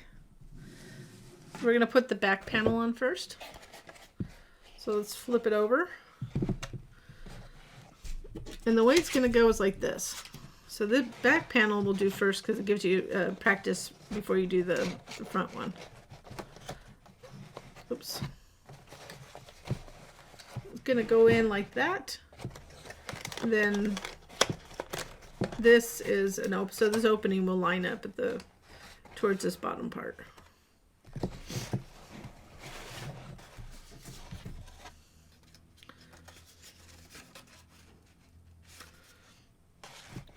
So if you can, this is what I would suggest. Don't put glue on the panel. You want to carefully get in there. If you need to use a tool, you do that. But we're going to carefully get in there.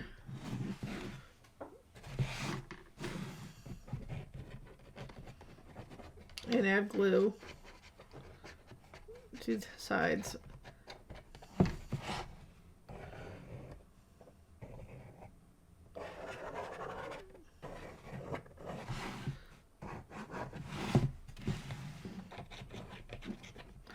So I'm getting to the tabs that I can get to. I'm going just a little bit around this edge here, right here.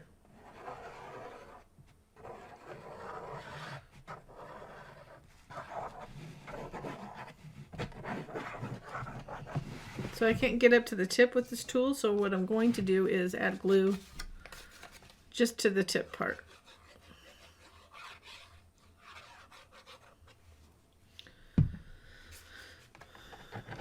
Just double checking to make sure that I have glue on. I can't get in there, so I'm going to just put a little here. And then I just want to make sure I have enough around the edges to get it there.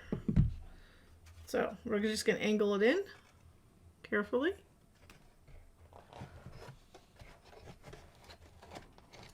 There we go. I'm going to line it up in here. And then now that I have it lined up, I'm going to reach in, make sure it's still situated. I'm going to apply pressure in the main areas first just to get it set.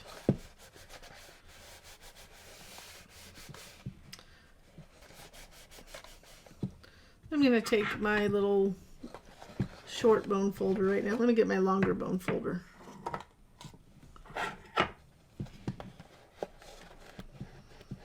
Whatever tool you have that works best for you.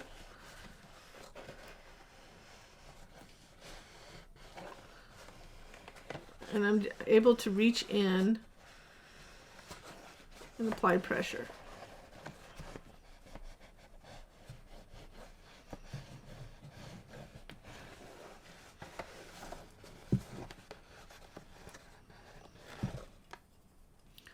So I want to get this side down. Fortunately, I can reach in there too with my finger still. So I'm going to do the same on the other side, but I figured this was good practice for the front since you don't want to mess up on the front. And the front is just lining up the window, so we'll just dry fit it on so you can see it. And then I'm just making sure that I got enough glue on this edge here.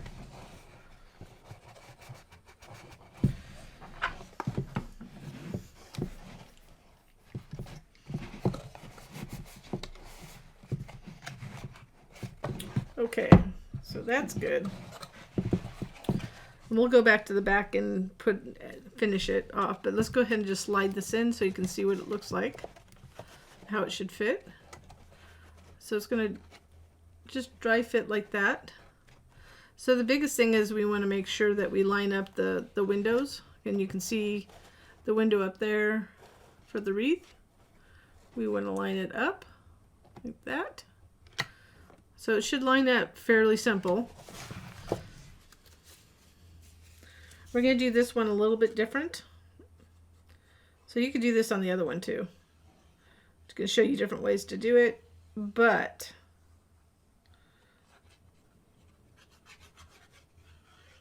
if you do it this way, you have to be super careful. This is where it's careful. So we're going to go in at an angle. So you kind of have to do it here. You can put glue everywhere where there's no... the problem is you don't know where to put the glue, so you have to put it on here. So on the other side, it's way simpler because if we put glue here, there could be an opening. But that's not the case on the other side. But you could do the other side like this too, but we're gonna angle it in.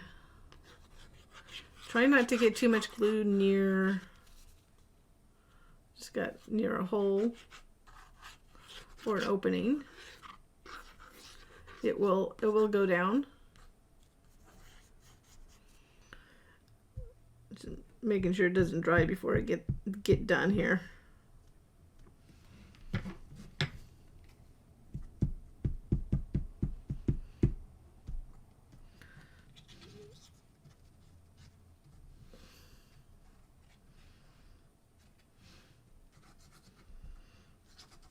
Okay, this is I'm satisfied with this messiness.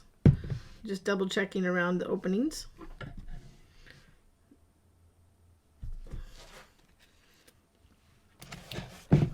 So I'm going to angle it in. So you want to angle like this.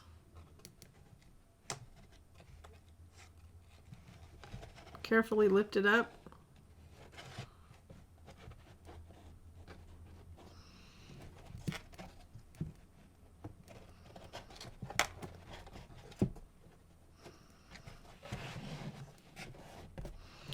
I got just a little bit of glue where I didn't want it. Not bad, but it's not perfect. So you could do like a little test run before you do it. I'm kind of wiggling it into place.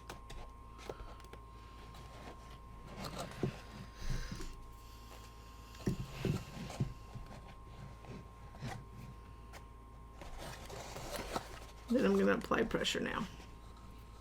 So the first time I made this, doesn't help you, but first time I made this, I made it without the roof, which is much easier to do this part, by the way. But turns out the roof would be hard to put on once we have everything on. So it's all about the holes on the top. Otherwise, this box or this house would be completely different. But you just need to be patient at this. This is not difficult. It's just patient and not rushing anything.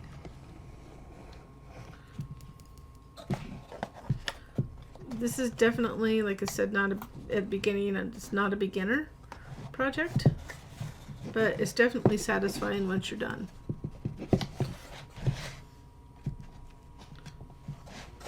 Like I say, it's probably in my top 5 favorites at this point.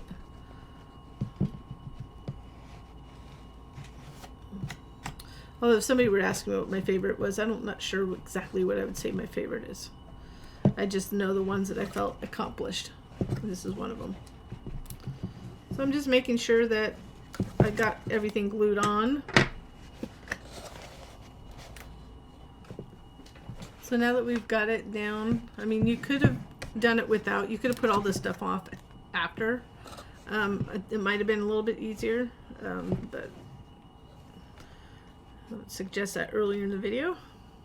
So we're going to go ahead and add this, our wreath, and I'm just going to add glue right in the middle part, kind of, so I can line it up. So I can't see the top one, but I know I'm lining it up with the side. So I got the wreath on, and I have I put a little snow thing on the snow panel in the back. I'm just gonna go add a little Velcro dot to be able to open it, to either turn on and off lights if you have a battery operated, or to run lights out the back. That's up to you how you want to do it. I'm trying some USB ones these days. So I'm going to go ahead and place this down in this spot right here. There's a little Velcro dot. I believe it's about 0.5 inches in size. I kind of know it's about 0.5, maybe just a little bit bigger.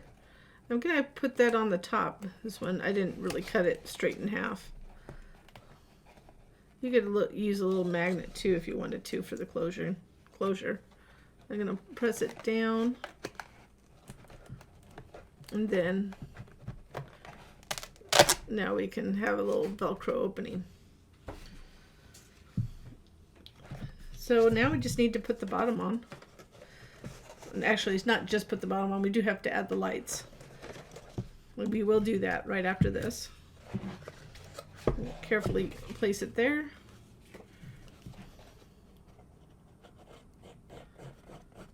I'm going to add glue to this tab in front.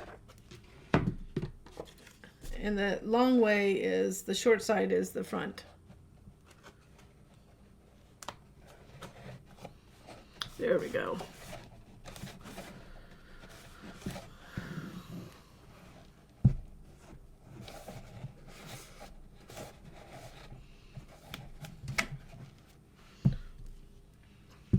I'm kind of letting this sit on its flat top for a second.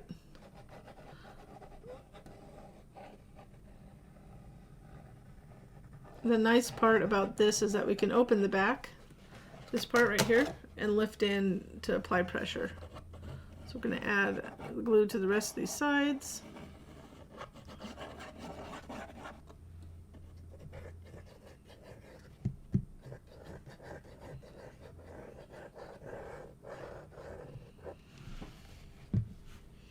Fold it down.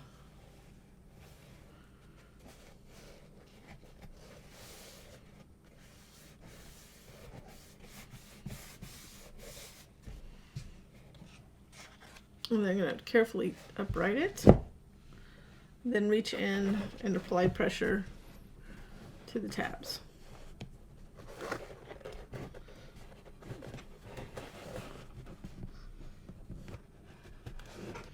So you can use it without the base. There's the finished. But let's go ahead and put the lights on, or put some lights on. I won't make you watch through the entire thing, but it takes 40 lights. So let me go ahead and close this. We still have the base to go, but let me move this. This is one kind that I have. I've tried several kinds. Let me show you, this is what they look like. So this is my test sheet, just so I understood like what the openings would be and everything else. But it's gonna fit. It's basically, this one is 0.16 inches. So it should be the stem, when I'm talking 0.16 inches, the stem, if you're gonna buy a different kind. So this is Bright Town, which I like the colors, they're very bright. These are replacement mini lights for ceramic trees.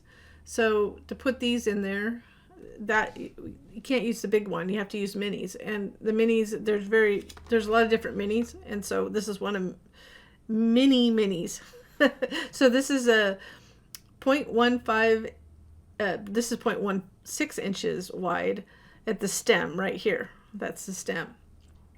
Or 0.15. So the whole, what will fit in the whole of the house is 0.15 to 0.16 inches or 4 millimeters. Okay. I'll have a link to this, but there's others out there, and the one I originally wanted to use was this, but it's sold out. So this is the one I actually recommend, and I'll put a link, but it's not going to be available until after Christmas. So this is right now November, and they said they're shipping for January. So that's what I wanted to use. So let me show you what a finished one like that looks like. So I like the look of them. So this is another house I did. So you can see I like the round ones. And so when the light turns on, it'll glow right through there, just like the ceramic trees and the other ceramic things with lights that you've seen. So we're going to just use the 5 colors. So these 5 colors. See, I like these colors better than this color. So it'll make it really colorful, but you could change it up, just like I had different colors on the other one. But you'll need, if you use 5 each, so it would be 8 of each color. So that's a total of 40. Yeah, 45 each. So I decided instead of 5 colors, I'm going to use 6. So just 40 total. So I just got kind of about 8 each. And then I'm going to start just randomly doing, kind of like purposely, but not randomly. But, you know, pink's okay too. I just didn't use the white. So they just poke right in. They might be a little bit hard to get in the bigger they are. So these are larger ones. So let me move these to the side. So you can see I'm just poking them in, so I'm just going to go like this. So really now it's just about, I can hold it to poke it in. Like, what's appealing to you? So I've just started, and then now it becomes kind of random. It's kind of hard because at this point you kind of have to like figure out what colors you're going to go with. So I do red. So you want to be careful. Like, I'm leaning that on there right now, but I just want you to see it. So I'm kind of holding it up and doing it. But really it's just like randomly what you feel will look good. So if I want to do, because I don't like colors being right next to each other. So there's no exact science. Let's go ahead and put a blue there. So I just play around until I like the color scheme. So these never have to be replaced. Once you put them in, all you're doing is replacing the light inside. So once you do a couple in there, then you just decide what you like. So I'm just going to keep on putting them in. I'll finish it up and then we'll move on to the base. So here it is with all the lights. You could add different colors. I mean, you could change the colors around really easily. I just made it simple for not to have a bajillion colors, but I figured people would change them as they wanted to. You can ungroup the colors and do whatever you want. So just ready for some lights, and let's finish the base.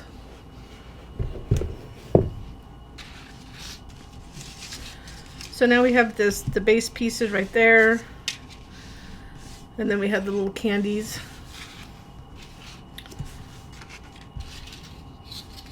So let's go ahead and put the edge together. So we have these pieces already folded, and one says they're one shorter than the other. So basically it's going to go short, long, short, long.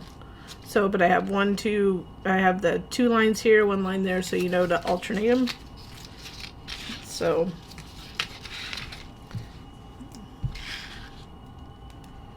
there's the longer one. Line it up with the shorter one.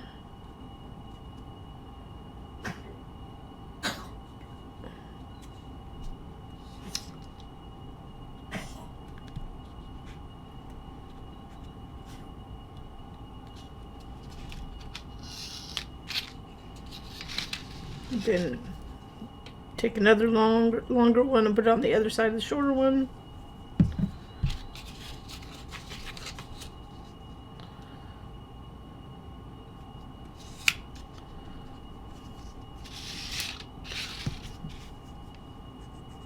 Then the last piece.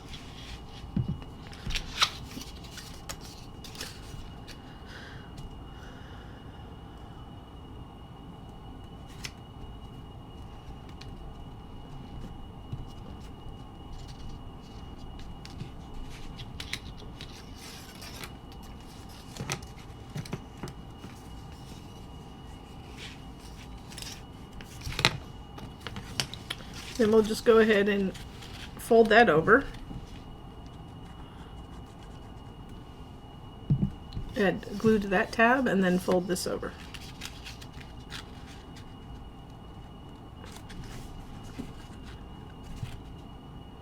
So it's just a 0.4-inch base.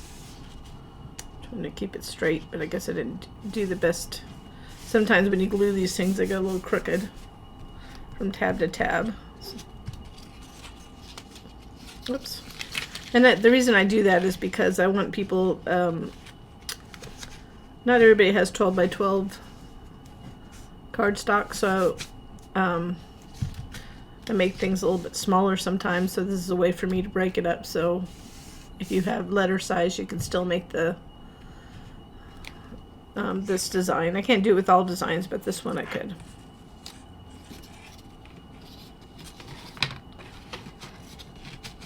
So I'm going to fold one side in.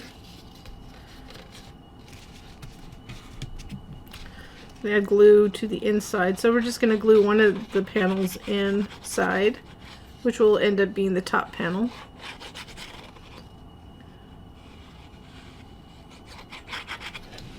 So there's lots of things you could do with this base. I kind of simplified it, but you could add miniatures, you could add things around the house. But as is, I kind of added a couple things. I decided to go against doing like a fence thing, but I thought people would play around with it a bit, because I know how everybody is.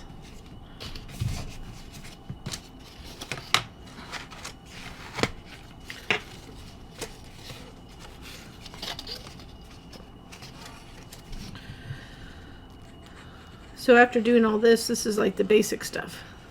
Just a nice basic flat box. But you still want to do it well.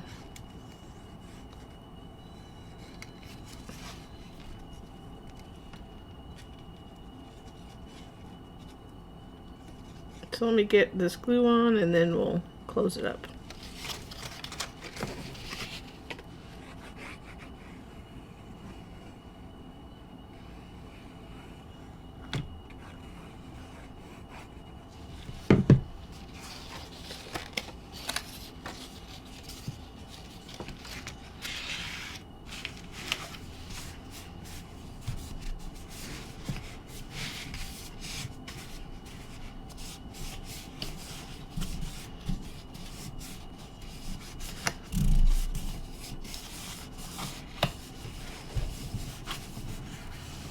Go around the edges here and get that bottom panel in like that.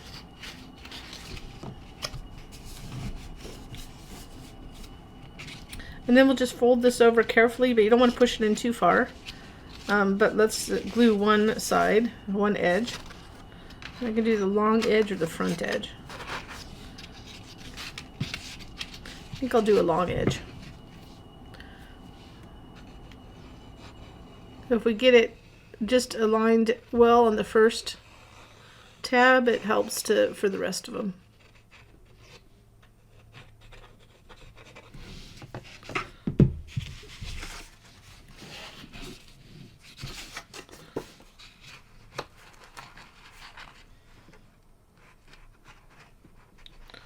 I'm just going to line that up, lining that up. Just like that.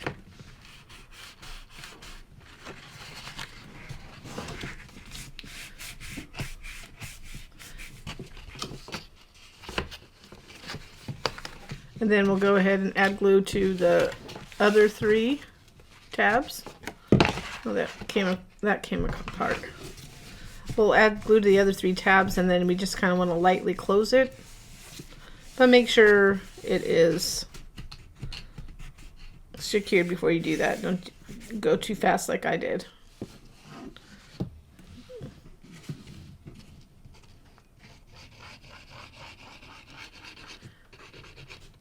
We could have put a support inside, but I don't think it needs it. Unless you put something super heavy inside, but since it's really just going to be lights, I don't think it needs an extra support.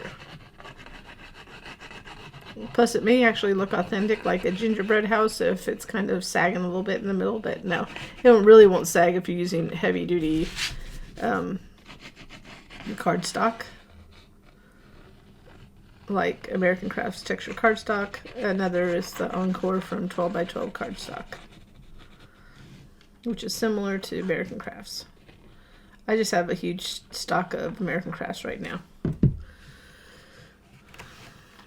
Still, after how many years? So I'm just going to pull this down,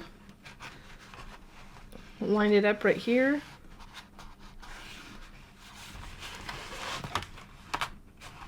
I'm going to just go around the edges, make sure it's lined up. Kind of push that in to line up that edge. And then we can go ahead and rub all those edges to get it nice and secure.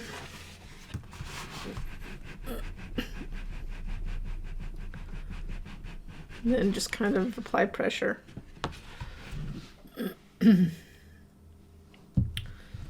Make sure it's good and settled. It looks good. So now let's go ahead and add this panel, which was almost finish it up. You can go that way or that way. It's a little bit bigger. I meant to go wider.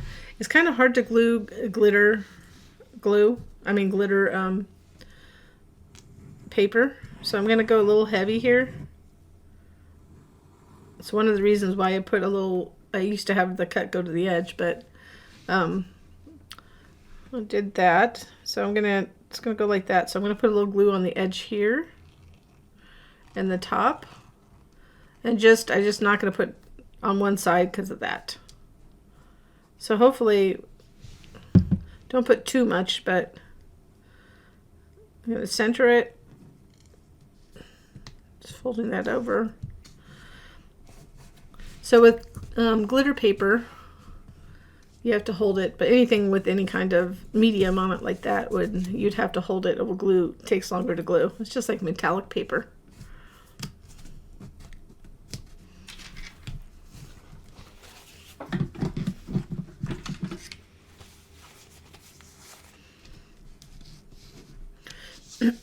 I wanted it big enough so I would have enough room to give it a really good adhesive area.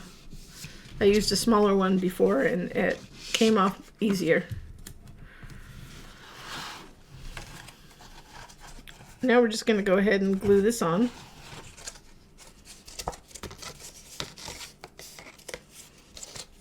Just want to get these nice and crisp.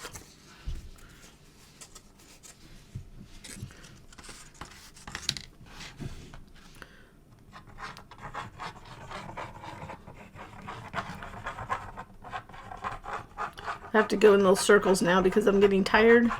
So I think it's an hour 5 of videotaping this. And you get punchy. And I can say that because it's my own business, so I'm my own boss, so who can fire me for complaining?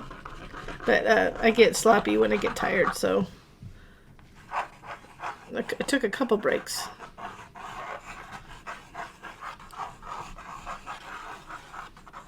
So I'd say this probably takes, it just depends on how fast you can do it. I could do it much faster without having to explain it. Not much faster, but I could do it faster. So I'm going to line it up.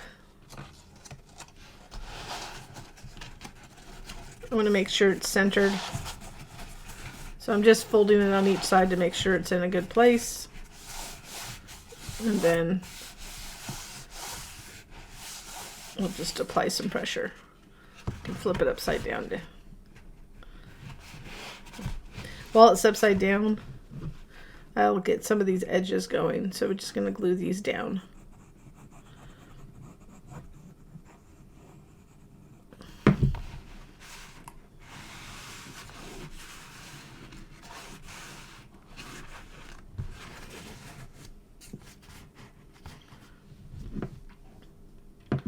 So I'm going to go ahead and finish the edges and we'll go to the next part. So we're just going to glue down these edges and then we'll put it all together. So now that the base is together, I mean, you could ink it a little bit, but I just want to keep it classic white. But when you're putting the edges on, just hold them for a while. don't need to hold them down. And I was just doing this on the edges. You can see it's coming apart a little bit, but I'm going to add a little glue to fix that. I don't really need to though. So now we just have to put the house on. So you could use the house obviously without the base. But when you put it on, we're going to right there, center that. So go just right over that where the path starts and center it, the path in front of the door. And then kind of I mean, it is centered technically, but you can eye it to the left and right to see if it's even.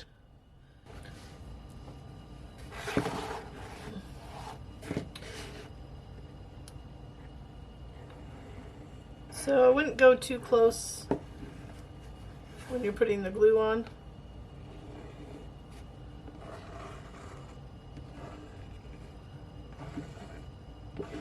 I wouldn't go too close to the edge so we have a little wiggle room. But you don't want to be moving around a lot too. So first is get close to a little bit over the edge of this right here, and then at the same time you're centering. I'm looking at the door to make sure it's centered. So you can't see that, but I've already explained that. So I only have to move it just a little bit. So right or left if I don't feel I'm centered. And I'll go look on the back too before I apply pressure. So this is going to take a little bit of time to dry. So you just kind of want to hold it in place. So you'll notice I have all these just while we're sitting here. A lot about lighting these up is to get enough light. So I have some different light options I've used. Anyways, for the lights to come through, you have to get either a bright light. So if you get a super bright light, like for example, I have yellow windows, it'll just look white. That won't look yellow anymore. So you'd have to have like a warm, really bright, warm light and a lot of it. For a really bright light, I just use clear. So I have a different one that I use clear on. The bright light ones work well. So I can show you those. Let me just show you those. So these are really bright lights. So let me show you it. So it's a USB. Let me just move that to the side. And I'm going to apply pressure still as we're talking. So that's really bright, as you can see. So if it shines through, and it was, I think about, I don't know, it wasn't super long, but I think 33 feet. It seems like a lot, but I wanted a lot of lights so I could mold it in there. So that worked for one of them, which I have clear, the other version of the house that I did, which has like just not clear, but opaque windows. So, but if I put it in this one, in the one I just made, it'll still look like opaque windows. It'll look super bright and won't look yellow. And I want it to look yellow. So kind of have to play around with lights, maybe what you have, what you don't. Here's one that's working for me. These are meant to hang, but they're kind of a puck light, which you could look for a puck light. But these were meant for another project I did. And when you turn them on, which is a remote control, I'm putting them upside down because they're very bright. But I can change the colors to them. So I can make them orange, yellow, that kind of thing. So that's kind of the effect I'm going to want in there. So that's what I'll want, and I probably will put like this has all sorts of fancy stuff on it. It changes, but I really want solid color. And you can see from the side it's supposed to be like an orange. That's what it says here. But I want it bright enough so you can see it. So I'm going to put 2 of those in this one. So they light it up pretty good. Let's see, while it's still drying. Show you. I know it's hard at this. I have to change the camera angle. So these are meant to hang, so I have to kind of break these things off. Let me show you. So I have them, but since I have them, I'm not going to go buy something else. So I always suggest if you have something on hand, try to use it, because you don't need to be buying new stuff every single time somebody comes out with a project. Let's see if I can, if you can see how bright that is. So, but if I made it white, which is the white here, it kind of washes out the windows. So I like the yellow better. And having two of them in there, and you can't see it because of my lights above, I can't really turn them off for filming right this moment, but then they glow through here. So when the lights are down, it'll glow. So I'll show you a picture of that. So by now, let me turn those off. So I just want to get it set. It's not like you're ever going to pick it up by the house. You're going to pick it up by the base. So it's still probably drying underneath there, but it's set. So now, and I know you can barely see it now, but we're going to add these in the front. So I'm kind of getting the angle so you can see it. I'm just going to be arbitrary with them. And you'll see once we get, I can get a better angle. There you go. You don't have to use these. I added a little glitter glue in between to, in the middle of each to give it a little bling. So I'm going to add those and that'll finish it. And we'll get the camera at a better angle so you can see the finished house from the front. Okay, so here they are all lit up, and you can see quite the difference, and you can see how it lights up here.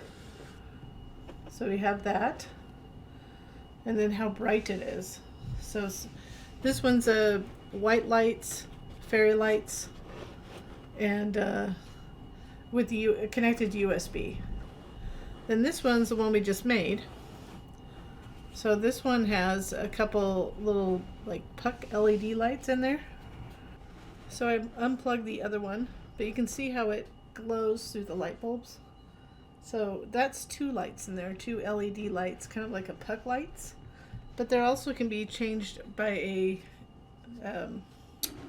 remote control. So let me switch it around. Let me turn around right there. So if I did white lights, it would be like that. So it kind of made it green, the yellow green. So just things to know before you choose what type of light you want to put in.